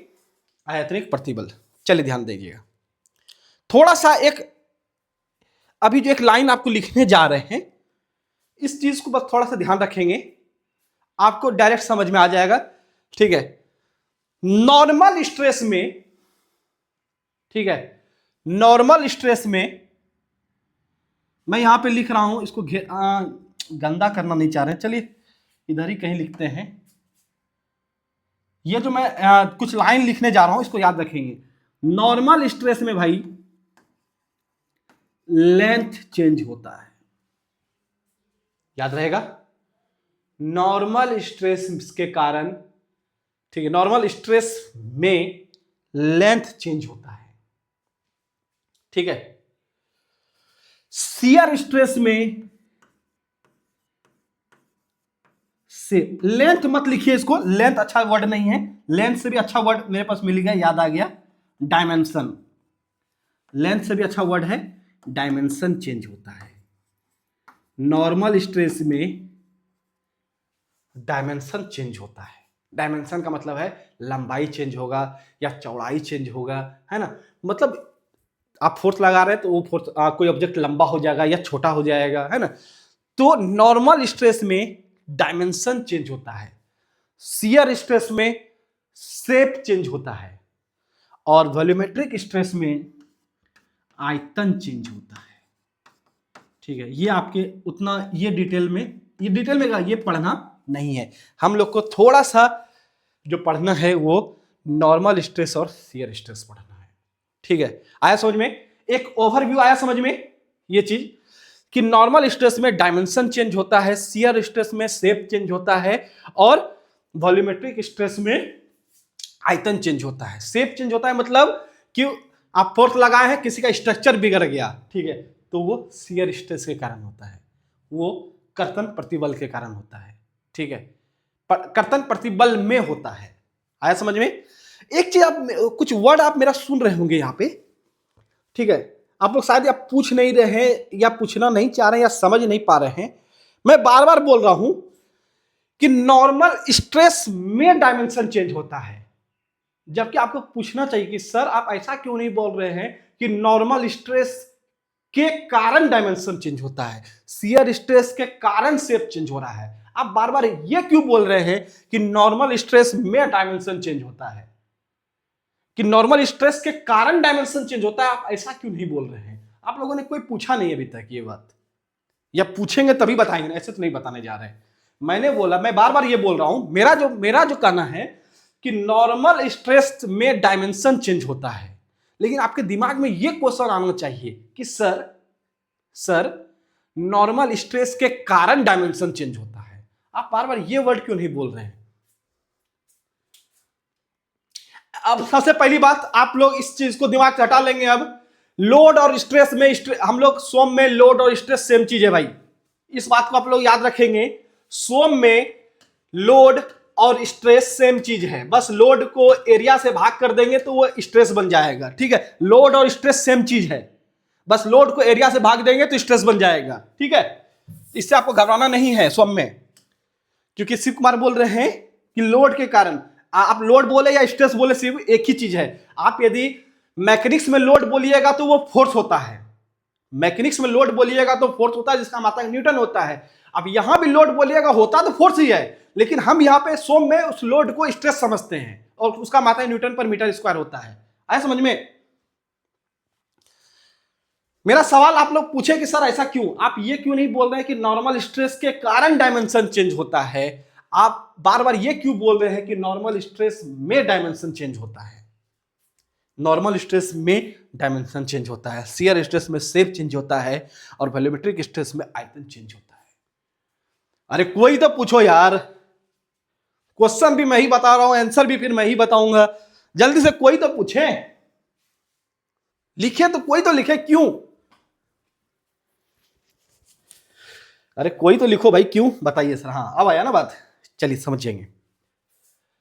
अरे भाई नॉर्मल स्ट्रेस क्या है? स्ट्रेस आप लगाते ही नहीं है, स्ट्रेस आप कभी नहीं लगाते हैं, स्ट्रेस अपने आप लगता है। स्ट्रेस जो है एक इंटरनल फोर्स है, आप नहीं लगाते हैं, स्ट्रेस अपने आप लगता है। और स्ट्रेस तभी लगेगा जब उसमें क्या हो, डिफॉर्मेशन हो, जब उसमें कुछ चेंजिंग हो, है ना? तो स्ट्रेस के कारण चेंजिंग आएगा कि चेंजिंग के कारण स्ट्रेस आएगा?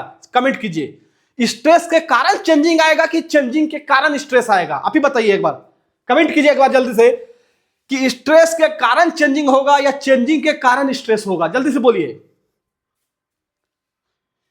कमेंट करें भाई। स्ट्रेस के कारण चेंजिंग होगा या चेंजिंग के कारण स्ट्रेस होगा, है ना? सोनू लेट हो गए भाई, अभी क्यों कर रहे हैं? अब तो क्वेश्चन बहुत आगे बढ़ गए हम लोग।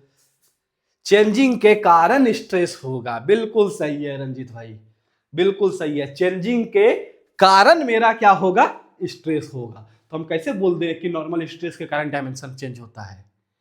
डायमेंशन चेंज होगा तभी नॉर्मल स्ट्रेस होगा, तो हम बोल सकते हैं डायमेंशन चेंज के कारण नॉर्मल स्ट्रेस होगा। ठीक है, इसीलिए हमने वर्ड का उपयोग किया कि नॉर्मल स्ट्रेस में डायमेंशन चेंज होता है। नॉर्मल स्ट्रेस के कारण, नॉर्मल स्ट्रेस के कारण कुछ नहीं होता है, स्ट्रेस तो खुद एक कारण है। आया समझ में? अब आया समझ में? बोले हाँ, जल्दी से बोले, आया समझ में भाई? क्या बोलना चाह रहे थे हम लोग? बीरू रागर, अब आया समझ में कि नॉर्मल स्ट्रेस में डायमेंशन चेंज होता है, नॉर्मल स्ट्रेस के कारण डायमेंशन चेंज नहीं होता है। आया समझ में अब? अरे बोलो, चलिए ठीक है ठीक है ठीक है, बहुत अच्छा। तो ओवरऑल आपको व्यू समझ में आ गया होगा कि, अब ओवरऑल व्यू समझ में आ गया होगा कि नॉर्मल स्ट्रेस में डायमेंशन चेंज होता है, शियर स्ट्रेस में शेप चेंज होता है, वॉल्यूमेट्रिक स्ट्रेस में आयतन चेंज होता है। चलिए आगे बढ़ते हैं। अब बात करते हैं सबसे पहला नॉर्मल स्ट्रेस का। सबसे पहला बात करते हैं नॉर्मल स्ट्रेस का, सामान्य प्रतिबल, सामान्य प्रतिबल, नॉर्मल स्ट्रेस। अरे खान साहब कहां है भैया आप? खान साहब का आज कमेंट नहीं आ रहा है, कहां हैं खान साहब आप? कुछ बोल नहीं रहे हैं। चलिए, नॉर्मल स्ट्रेस, सामान्य प्रतिबल। अब थोड़ा सा एक चीज को ध्यान रखेंगे, एक वर्ड होता है एक्सियल एक्सिस। ठीक है, शायद आपको पता है कि नहीं है, इस बात का याद रखेंगे, हम बता देते हैं आपको।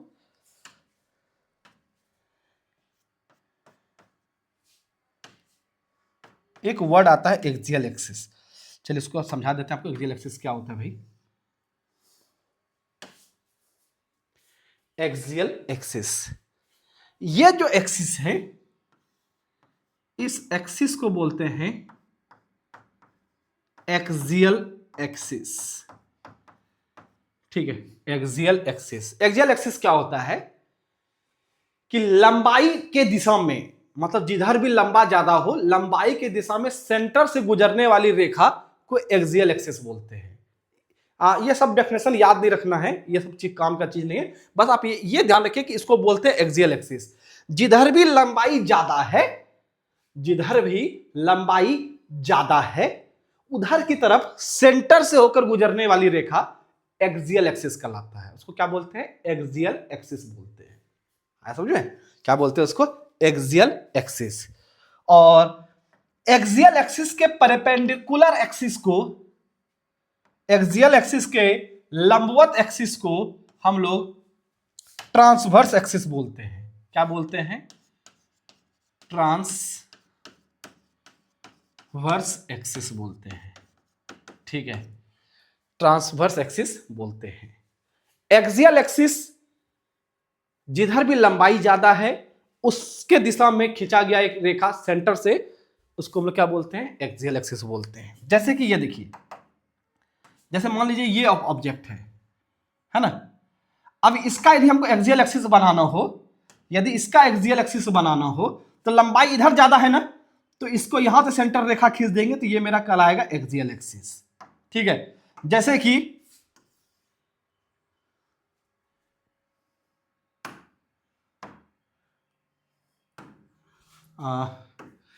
कि मान लीजिए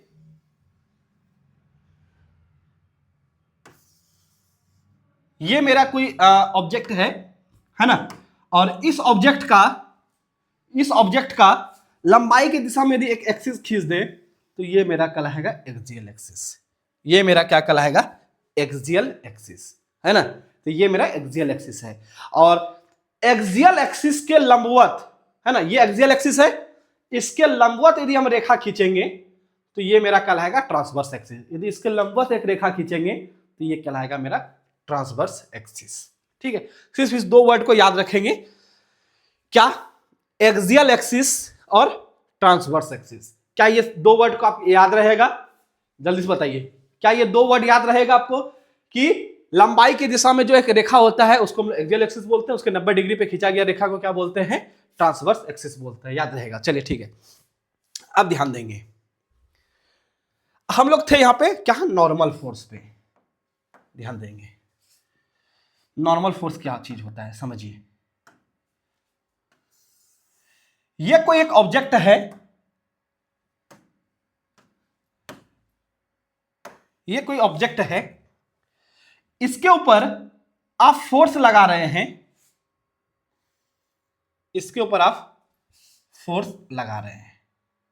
ठीक है, इसके ऊपर आप फोर्स लगा रहे हैं। जरा इस फोर्स के नेचर को यदि आप देखेंगे, यदि आप इस फोर्स के नेचर को देखेंगे तो ये जो आप अप्लाइड फोर्स जो आप लगाए हैं, ये एक्सियल एक्सिस के दिशा में है।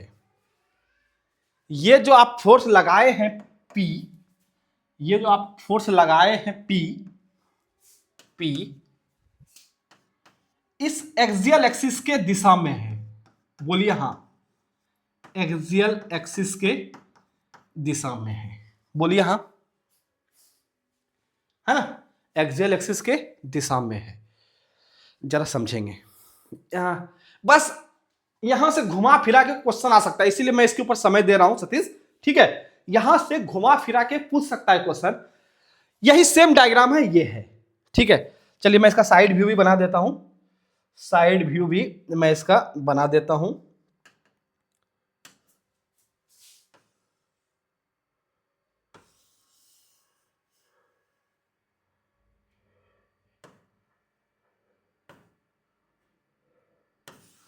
ये इसका साइड व्यू है।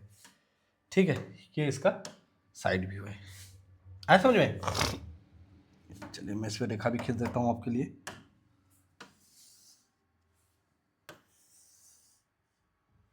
है ना, ये इसका साइड व्यू है।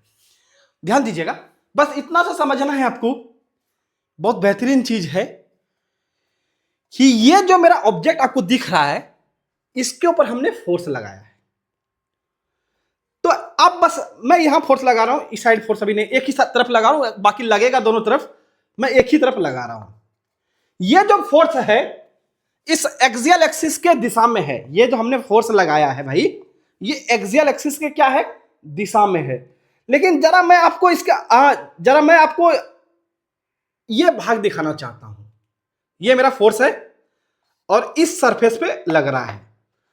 तो ये सरफेस देखिए कैसा, ये सरफेस ऐसा है ना, ये मेरा सरफेस है और फोर्स जो है इस सरफेस के लंबवत लग रहा है। ये सरफेस मेरा ऐसा है और फोर्स मेरा इधर लग रहा है ना।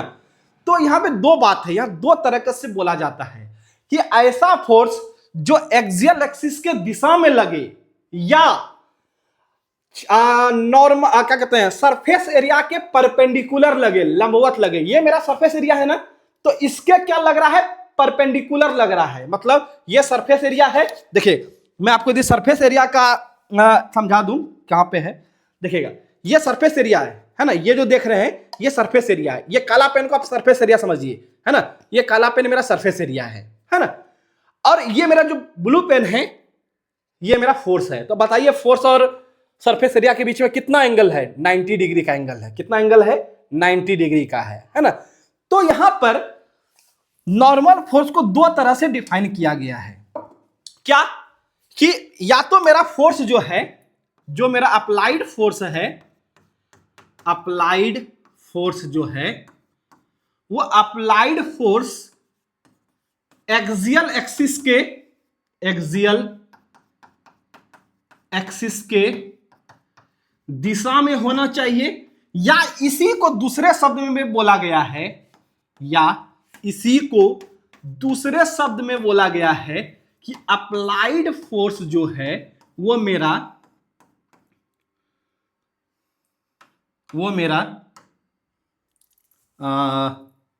अप्लाइड फोर्स जो है मेरा अनुप्रस्थ क्षेत्रफल के लंबवत होना चाहिए। अनुप्रस्थ क्षेत्रफल के लंबवत होना चाहिए।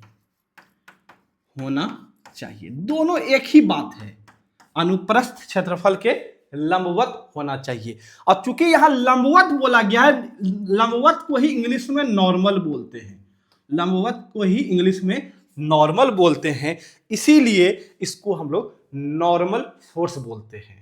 नॉर्मल फोर्स, ये जो फोर्स पी लगाए हैं, ये पी मेरा और कुछ नहीं, क्या है मेरा, ये नॉर्मल फोर्स है। क्या है, नॉर्मल फोर्स है ना।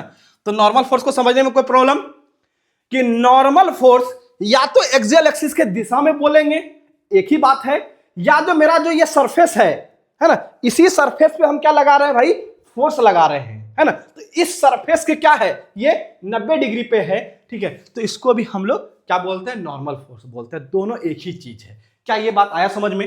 तभी हम लोग नॉर्मल स्ट्रेस पे नहीं जा रहा, अभी फोर्स पे है। अब क्या ये चीज आया समझ में? जल्दी से बोलिए, क्या ये चीज आया समझ में कि नॉर्मल फोर्स होता क्या चीज है? या तो वो एक्सियल एक्सिस के दिशा में बोलेंगे, या तो आप बोलेंगे सरफेस एरिया के परपेंडिकुलर है। जल्दी से बोलिए, क्या यह चीज आया समझ में? अरे भाई आ गया सर, चलिए आगे अभी इसीलिए तो अभी समझा रहे हैं, ध्यान देना भाई, ध्यान देना यहां पे हो क्या रहा है। थोड़ा सा आज पहला क्लास है इसका, इसीलिए थोड़ा बेसिक से चल रहे हैं। ये मेरा ऑब्जेक्ट था, ये मेरा एक्सियल एक्सिस है, ये मेरा एक्सियल एक्सिस है, और ये मेरा ये जो है मेरा क्रॉस सेक्शनल एरिया था। और यहां पर आप फोर्स लगा रहे थे, यहां पे आप फोर्स लगा रहे थे, यहां पे आप फोर्स लगा रहे थे, ठीक है। यहां पे मेरा फोर्स लगा रहे थे। आप लोगों को थोड़ा सा लग रहा होगा कि सर आप शायद स्लो चल रहे हैं। नहीं, बिल्कुल आज परफेक्ट रफ्तार में है, ठीक है। क्योंकि आपको यदि यहां से घुमा फिरा के क्वेश्चन पूछ सकता है कि एक्सियल एक्सिस के दिशा में, नॉर्मल एक्सिस के परपेंडिकुलर, कुछ भी पूछ सकता है। इसीलिए आपको बिल्कुल डिटेल में बता रहे हैं कि नॉर्मल एक्सिस क्या है, एक्सियल एक्सिस क्या है, ये हर कुछ समझा समझा के चल रहे हैं, समझेंगे। तो ये जो आपने फोर्स लगाया है, ये था मेरा क्या, ये है मेरा एक्सियल एक्सिस, और ये जो है ये मेरा क्या है, cross sectional area. Cross sectional area को अब हम एरिया ही लिख रहे हैं, है ना, अब हम एरिया ही लिख रहे हैं, लेकिन आपको ये समझ लेना है कि ये क्रॉस सेक्शनल एरिया है, ये क्षेत्रफल क्या है, क्रॉस सेक्शनल एरिया है, ठीक है, आया समझ में। ये मेरा क्या है, क्रॉस सेक्शनल एरिया है। अब उतना बड़ा बड़ा बार बार नहीं लिखेंगे, बिल्कुल सही डिटेल है सर आपकी, चलिए समझेंगे। हेलो, हाँ करते हैं, थोड़ा ललन से बात करना था, करते हैं बाद में, ठीक है, तो क्लास में है अभी, चलिए। तो ये मेरा क्या है, नॉर्मल एरिया है, सॉरी ये मेरा क्या है, एरिया है ना। तो आपको तो समझ में आ गया कि एक्सियल एक्सिस के दिशा में फोर्स होगा, एक्सियल एक्सिस के दिशा में फोर्स होगा, और नॉर्मल एरिया के लंबवत फोर्स होगा, है ना, नॉर्मल एरिया के लंबवत होगा। अब ध्यान देंगे, इसीलिए तो आपको मैं समझा रहा था। अच्छा एक चीज बताइए, ये कौन सा एक्सिस है जी, जल्दी से बताएंगे। इस एक्सिस का क्या नाम है, इस एक्सिस का नाम है ट्रांसवर्स एक्सिस। क्या है, ट्रांसवर्स एक्सिस, बोले हाँ, ट्रांसवर्स एक्सिस, है ना।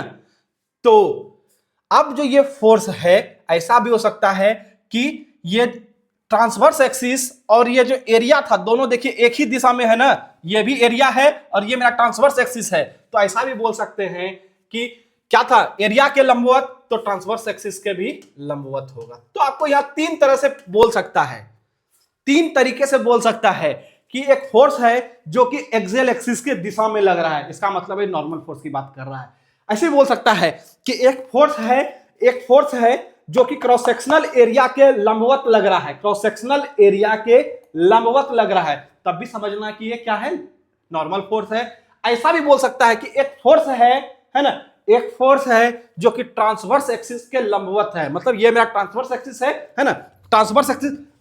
बस ट्रांसवर्स एक्सिस और क्रॉस सेक्शनल एरिया में सब यही अंतर है कि यदि ट्रांसवर्स एक्सिस को मैं साइड करते जाऊं, जैसे अभी यहां ट्रांसवर्स एक्सिस यहां है, फिर यहां होगा, हर जगह ट्रांसवर्स एक्सिस है ना, और सबसे किनारे वाले को हम लोग बोल देंगे क्या, क्षेत्रफल, है ना। तो अब बस आपको ये चीज याद रखना है कि सबसे लास्ट वाला क्या हो जाएगा, क्षेत्रफल हो जाएगा।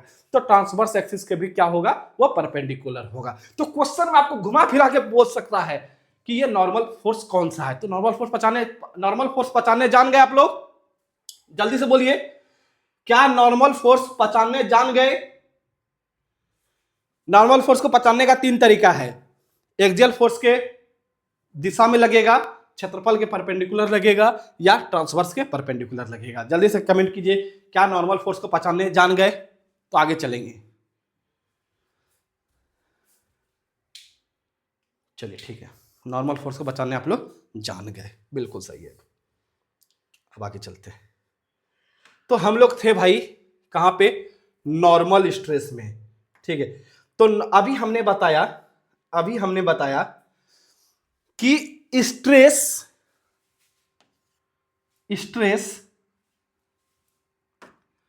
और फोर्स में कुछ भी अंतर नहीं होता है, स्ट्रेस और फोर्स में कुछ भी अंतर नहीं होता है, दोनों सेम चीज है। स्ट्रेस और फोर्स में कुछ भी अंतर नहीं होता है, बस थोड़ा सा अंतर होता है कि खाली फोर्स को यदि हम एरिया से भाग दे दें तो वो मेरा स्ट्रेस कहलाता है। तो नॉर्मल स्ट्रेस की यदि हम बात करें तो नॉर्मल स्ट्रेस और कुछ नहीं, नॉर्मल फोर्स को और एरिया, हम बार बार बोल रहे हैं एरिया, जब भी बोलेंगे तो वो क्रॉस सेक्शनल एरिया की बात हो रही है यहां पे, ठीक है। यदि क्रॉस सेक्शनल एरिया से भाग दे दें तो वो मेरा नॉर्मल स्ट्रेस बनता है। क्या बनता है, नॉर्मल स्ट्रेस बनता है। आया समझ में कि नॉर्मल स्ट्रेस को नॉर्मल फोर्स को यदि क्रॉस सेक्शनल एरिया से भाग दे दें तो वो क्या बनता है, नॉर्मल स्ट्रेस बनता है। ठीक है, नॉर्मल फोर्स को यदि एरिया से भाग दे दिया जाए तो नॉर्मल स्ट्रेस बनता है। अब आगे चलते हैं। नॉर्मल स्ट्रेस, ध्यान दीजिएगा, नॉर्मल स्ट्रेस दो तरीके का होता है, दो तरह का नॉर्मल स्ट्रेस होता है। एक पहला कहलाता है टेंसाइल फोर्स, पहला कहलाता है टेंसाइल फोर्स, और दूसरा कहलाता है कंप्रेसिव फोर्स। दूसरा कहलाता है कंप्रेसिव फोर्स, दूसरा कहलाता है compressive force. Compressive normal stress है ना, तो स्ट्रेस ही लिख लीजिए आप, टेंसाइल स्ट्रेस, क्योंकि हम स्ट्रेस और फोर्स में अंतर नहीं समझते हैं भाई। कंप्रेसिव स्ट्रेस हिंदी लिख देते हैं इसका, ठीक है, हिंदी मुझे पता है, देख लेते हैं। तनाव प्रतिबल, इसको बोलते हैं तनाव प्रतिबल, और इसको बोलते हैं संपीड़न प्रतिबल, संपीड़न प्रतिबल। नॉर्मल स्ट्रेस दो तरीके का होता है, दो तरह का होता है, एक तनाव प्रतिबल और एक संपीड़न प्रतिबल। ध्यान देंगे क्या होता है तनाव और संपीड़न। तो आपको नॉर्मल तो समझ गए ना, नॉर्मल क्या होता है, नॉर्मल क्या होता है, एक्सियल फोर्स के दिशा में एक फोर्स लगता है ना, एक फोर्स लगता है, उसको हम लोग नॉर्मल फोर्स बोलते हैं। रुकिए एक सेकंड, एक ही डायग्राम में सब बना देंगे, रुकिए थोड़ा।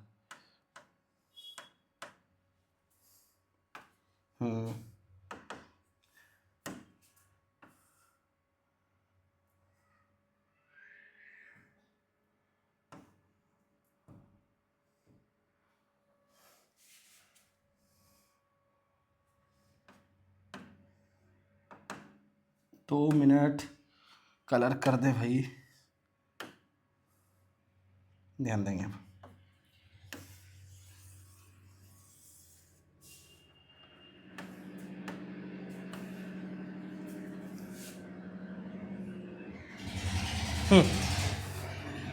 देखेंगे तो नॉर्मल एक्सियल एक्सिस के दिशा में यदि आप फोर्स लगा रहे हैं, एक्सियल एक्सिस के दिशा में फोर्स लगा रहे हैं तो उसको नॉर्मल फोर्स बोलते हैं। अब यदि ये नॉर्मल फोर्स किसी भी ऑब्जेक्ट को बाहर की तरफ खींच रहा है, ठीक है, नॉर्मल फोर्स किसी भी ऑब्जेक्ट को यदि बाहर की तरफ खींच रहा है, जैसे इस डायग्राम में देखिए आप क्या कर रहे हैं, बाहर की तरफ खींच रहे हैं, तो यदि बाहर की तरफ खींच रहे हैं तो इसको बोलते हैं टेंसाइल स्ट्रेस। इसके कारण जो स्ट्रेस होगा उसको हम लोग बोलेंगे टेंसाइल स्ट्रेस। हम फिर से बता देते हैं, यदि हम फोर्स और स्ट्रेस बोल रहे हैं तो उसमें कुछ भी अंतर नहीं है, सिर्फ एरिया से भाग देना होता है, ठीक है, सिर्फ एरिया से भाग देना होता है। तो ये जो फोर्स है, तो चूंकि ये ऑब्जेक्ट को क्या कर रहा है, बाहर खींच रहा है, और यदि बाहर खींच रहा है तो ये मेरा क्या है, नॉर्मल फोर्स है। और यहां पे देखेंगे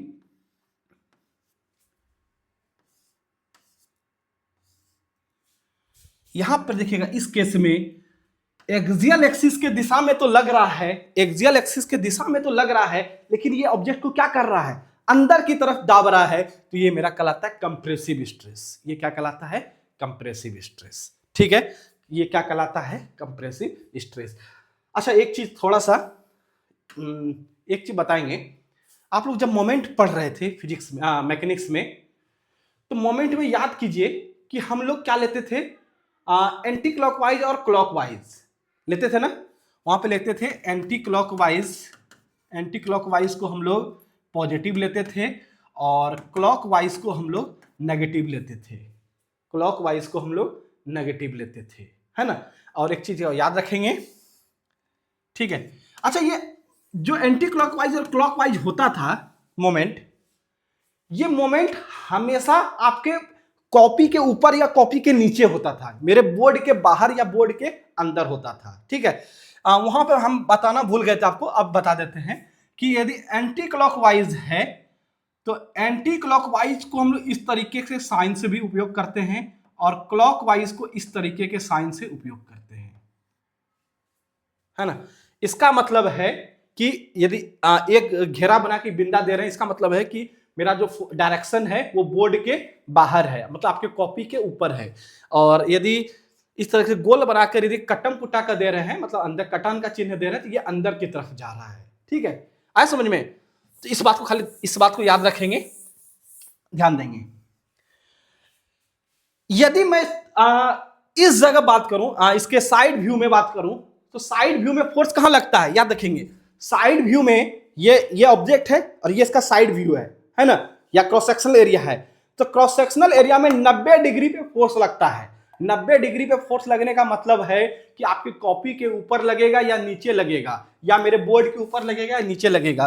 तो यदि ये टेंसाइल है तो टेंसाइल में हम लोग इस तरीके का साइन का उपयोग करेंगे। इसका मतलब है कि यहाँ पे फोर्स लग रहा है और ये कहाँ लग रहा है, बाहर की तरफ लग रहा है, और यहाँ पे हम लोग कटान का उपयोग करेंगे, ठीक है। ये अंदर की तरफ लग रहा है। आया समझ में? नॉर्मल स्ट्रेस आया समझ में? जल्दी से बोले, ये आया समझ में? नॉर्मल स्ट्रेस है ना।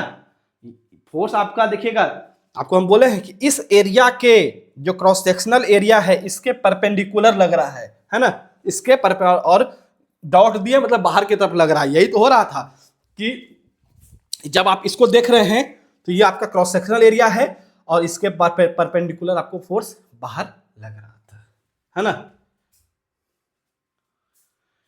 चलिए, नॉर्मल स्ट्रेस क्लियर है यहां तक? क्या डेफिनेशन लिखा दें? डेफिनेशन लिखा दें क्या? जल्दी से बोलिए।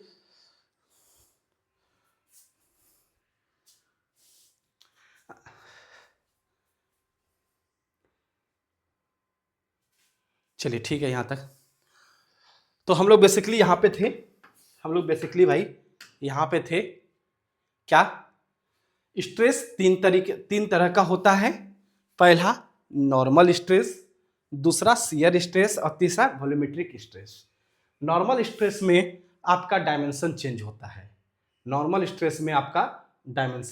है, और नॉर्मल स्ट्रेस दो तरीके का है, एक टेंसाइल और दूसरा कंप्रेसिव। टेंसाइल लगाएंगे तो लंबाई आपका बढ़ेगा और कंप्रेसिव लगाएंगे तो लंबाई आपका घटेगा, है ना। क्या आपको नॉर्मल स्ट्रेस क्लियर है सबको? डेफिनेशन लिखा दूं, नोट्स में भी दे सकते हैं बबली। जब नोट्स आपको प्रोवाइड कराएंगे ना तो उसमें आपको डेफिनेशन लिख के भेज देंगे, वही सही रहेगा, ठीक है। क्या आपको समझ में यहाँ आ रहा है कि नहीं आ रहा है? ठीक है, नहीं तो बाकी तो जब आपको देखिएगा नोट्स जो मैं आपको भेजता हूँ, ठीक है, उसमें मैं बिल्कुल हर चीज़ डेफिनेशन वगैरह लिख के भेजता हूँ। जैसा आप बोलेंगे क्लास में भी लिखवा देंगे डेफिनेशन, ठीक है। डेफिनेशन क्लास में भी मैं आपको लिखवा दूंगा, ठीक है। बाकी नहीं तो जब नोट्स में एरिया में भी चेंज आएगा, क्या आएगा रंजीत, अभी उस सब की बात नहीं कर रहे हैं, ठीक है। आएगा एरिया में बिल्कुल चेंजिंग आएगा, ठीक है, एरिया में बिल्कुल चेंजिंग आएगा, आएगा एरिया में चेंजिंग। चलिए अब आगे बढ़ते हैं, लिखा देंगे नोट्स में, डेफिनेशन दे देंगे भाई, नोट्स में आपको डेफिनेशन लिख के भेज देंगे, ठीक है। या आप बोलेंगे तो अभी भी लिख देंगे, जैसा आप बोलें, जैसा आप बोलेंगे, या अभी बोलेंगे तो मैं अभी डेफिनेशन आपको लिख के दे दूंगा, ठीक है। जल्दी से बोलें क्या करना है।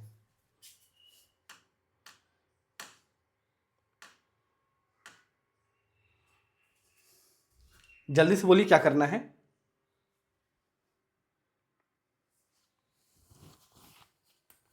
जल्दी से बताएं कि आगे बढ़ें फिर कंटिन्यू, ठीक है। चलिए आगे है शियर स्ट्रेस, अगला टॉपिक है आपका शियर स्ट्रेस।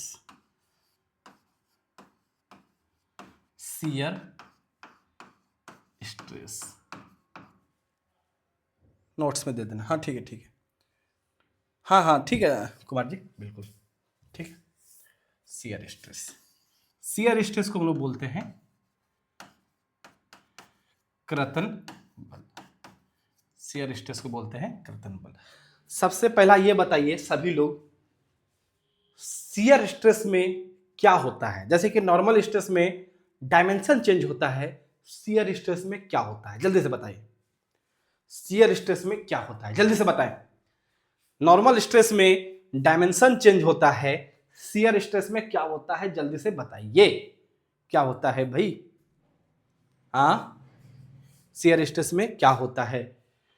सबसे पहला चीज आप लोग कमेंट करते रहें, कमेंट करते रहें, कमेंट करते रहें, ताकि मुझे अच्छा लगे मुझे। जल्दी से बताएं कि क्या होता है। शेप चेंज होता है, बिल्कुल सही है। मतलब मजा आ रहा है, आप लोग समझ रहे हैं इस बात को, है ना, समझ रहे हैं कि शियर स्ट्रेस के कारण क्या चेंज होता है, शेप चेंज होता है, शेप चेंज होता है ना। शियर स्ट्रेस के कारण शेप में चेंजिंग आता है। कारण तो नहीं होता है, शियर स्ट्रेस में शेप चेंज होता है। मतलब कह सकते हैं कि यदि शेप चेंज हो रहा है तो वहां पे शियर स्ट्रेस आएगा ही आएगा, है ना, वहां पे शियर स्ट्रेस आएगा ही आएगा। विश्वास मानिए, विश्वास मानिए आप, ये चीज सबको यही लगता है कि पहले स्ट्रेस आता है, उसके बाद डायमेंशन चेंज होता है या कुछ भी चेंजिंग आता है। नहीं, पहले चेंजिंग होता है तब जाके स्ट्रेस जनरेट होता है। स्ट्रेस डेवलप्ड होता है, स्ट्रेस जो है चेंजिंग को ही तो रोकने के लिए स्ट्रेस डेवलप्ड होता है। क्या आप ये बात पहले से जानते थे, एक बार बताएं, क्या आप ये बात पहले से जानते थे, ईमानदारी से बताइए, ठीक है, कि आपको भी यही लगता था कि पहले स्ट्रेस होता है तो उसमें किसी तरह का चेंजिंग आता है, ऐसा नहीं है ना। पहले चेंजिंग आता है तो उस चेंजिंग को विरोध करने के लिए क्या होता है, स्ट्रेस जनरेट होता है ना। चलिए, तो शियर स्ट्रेस में क्या होता है, शेप चेंज होता है ना। अब समझेंगे शेप चेंज होता कैसे है। स्ट्रेस अपोज करता है, ठीक ठीक,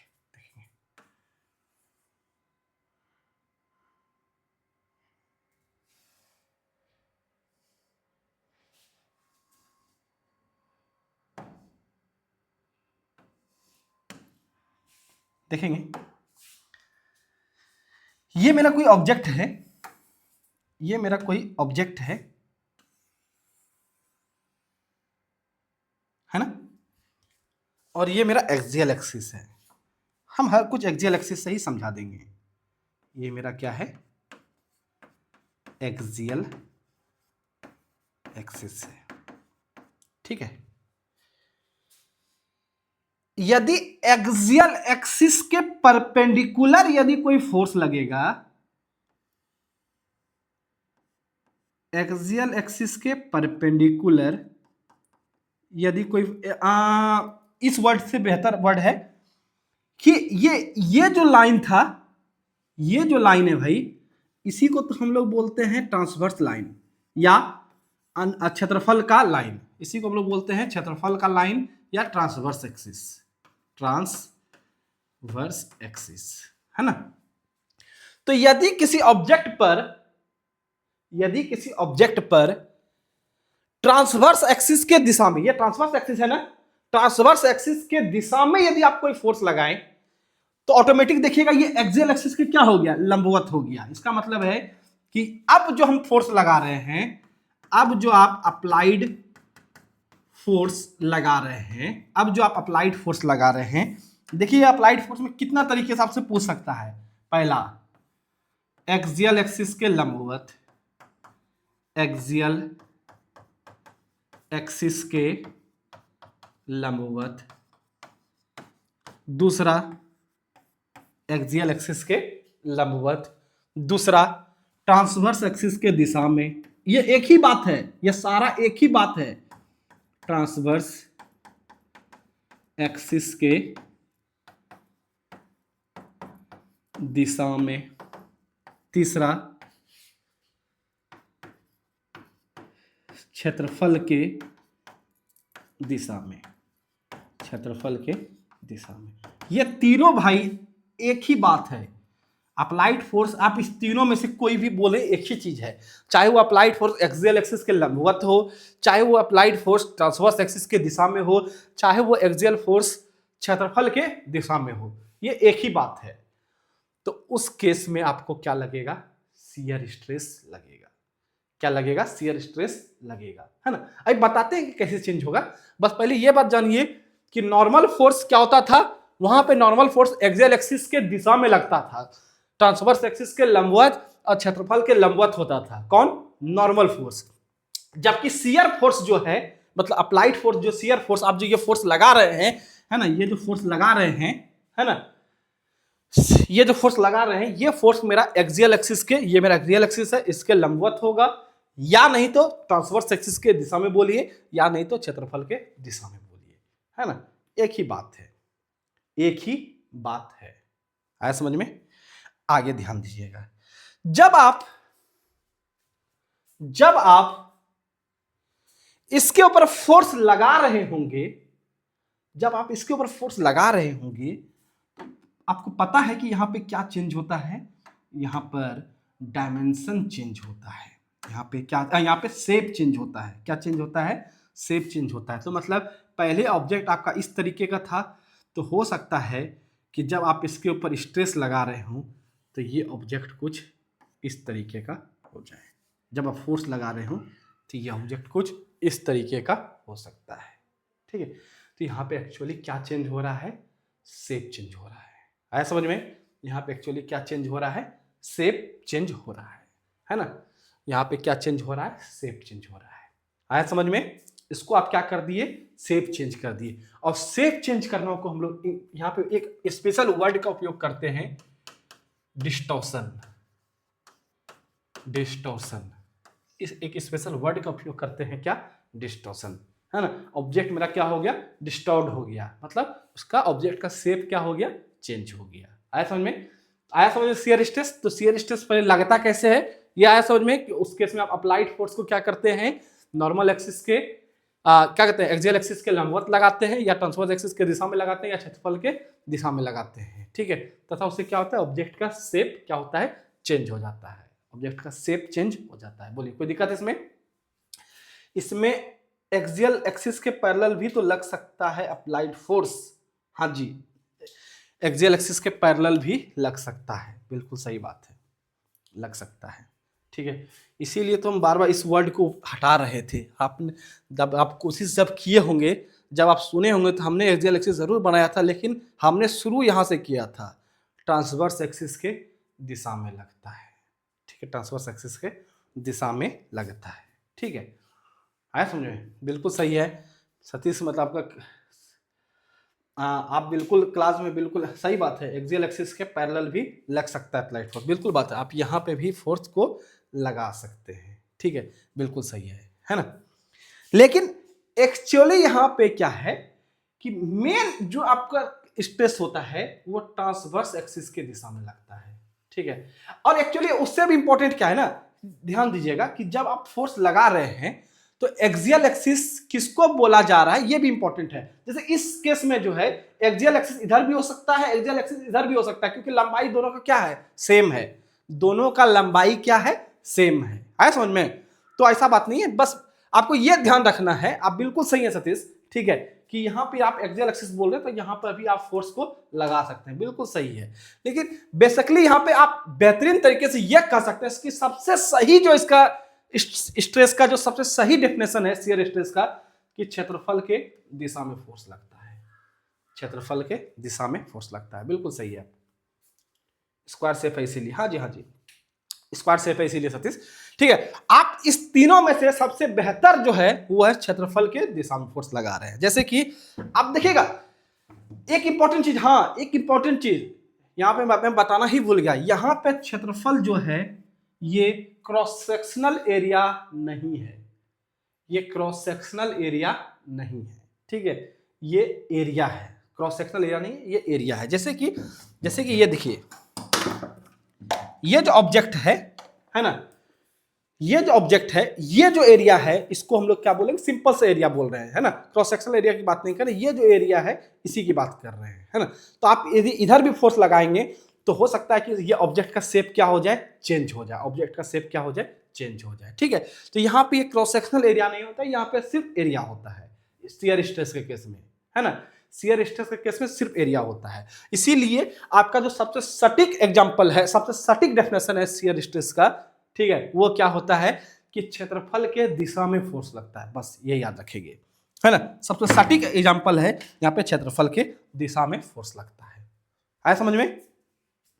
क्षेत्रफल के दिशा में फोर्स लगता है। चलिए आगे बढ़ते हैं। शियर स्ट्रेस क्लियर है बेसिकली, और हमने बताया था आपको, फिर से चलते हैं यहाँ पे स्टार्टिंग में देखेंगे। हम फिर से आते हैं यहाँ पे कि टाइप्स ऑफ स्ट्रेस में बात कर रहे थे।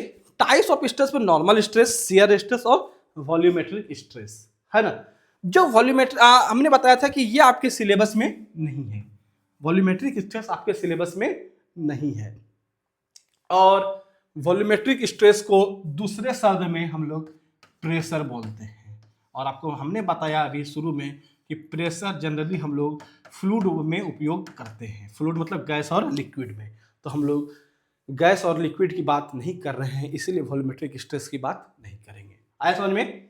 ये चीज आया समझ में कि हम लोग वॉल्यूमेट्रिक स्ट्रेस की बात क्यों नहीं कर रहे हैं? कहीं कहीं बात करेंगे, कहीं कहीं बात करेंगे। बस आप ये समझ लीजिए कि वॉल्यूमेट्रिक स्ट्रेस और कुछ नहीं, ये क्या है? प्रेशर है। ये और कुछ नहीं, क्या है? प्रेशर ही है। आया समझ में? वॉल्यूमेट्रिक स्ट्रेस आया समझ में? बोले हाँ, ठीक है।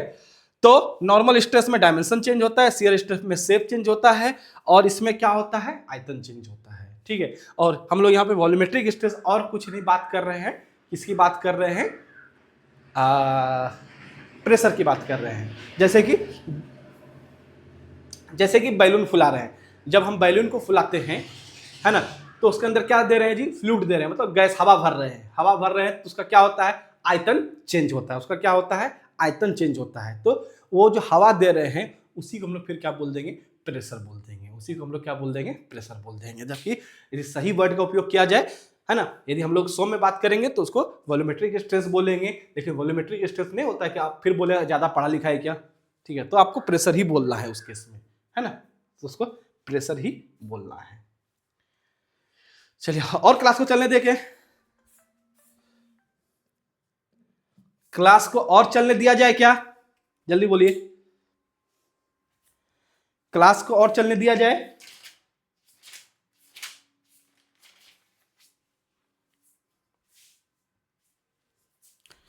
जल्दी बोलिए, क्लास को और चलने दिया जाए कि छोड़ दें? 2 घंटा हो गया भाई, काफी है आज के लिए। हम तो फ्री है, नहीं 2 घंटा हो गया, चलिए बस आज के लिए काफी है। मजा आया? एक गपशप करेंगे हम, बहुत है।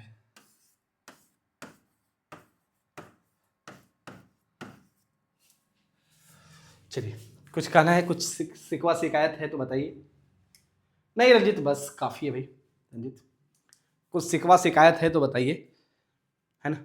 आज आप, अच्छा हाँ, आप लोग में से कितने लोग हैं जो और भी जगह से पढ़ रहे हैं? मैं नाम लेना नहीं चाहूँगा, बाकी मैं, देखिए आप लोग जान, हर मार्केट में कंपटीशन है ना, हर मार्केट में कंपटीशन है। मैं नाम लेना नहीं चाहूँगा, बस आप लोग हमें ये बताइए कि आप लोग और भी जगह से पढ़ रहे हैं। यूट्यूब पे शायद आप पेड बैच तो नहीं लिए होंगे, ये सही बात है कि आप लोग पेड बैच नहीं लिए होंगे, लेकिन जो यूट्यूब पे क्लास चल रहा है, यदि आप पढ़ रहे होंगे तो क्या थोड़ा सा अंतर दिखा आपको स्ट्रेस में?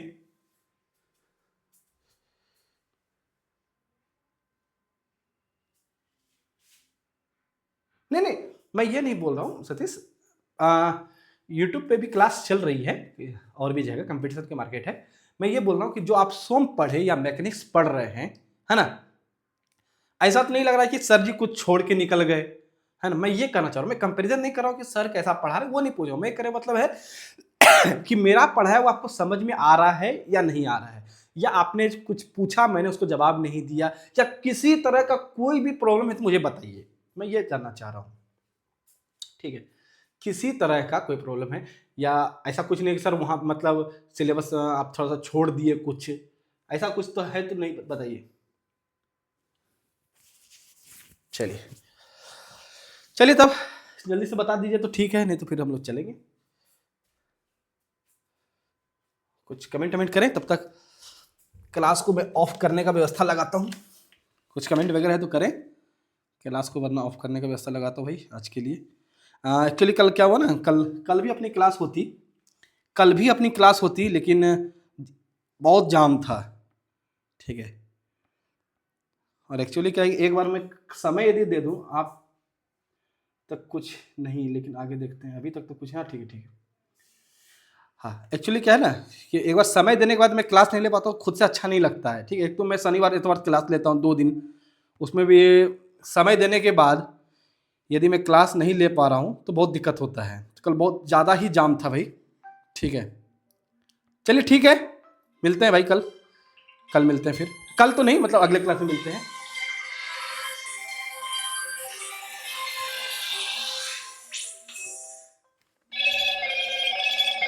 Hello, Moto. Hello hello.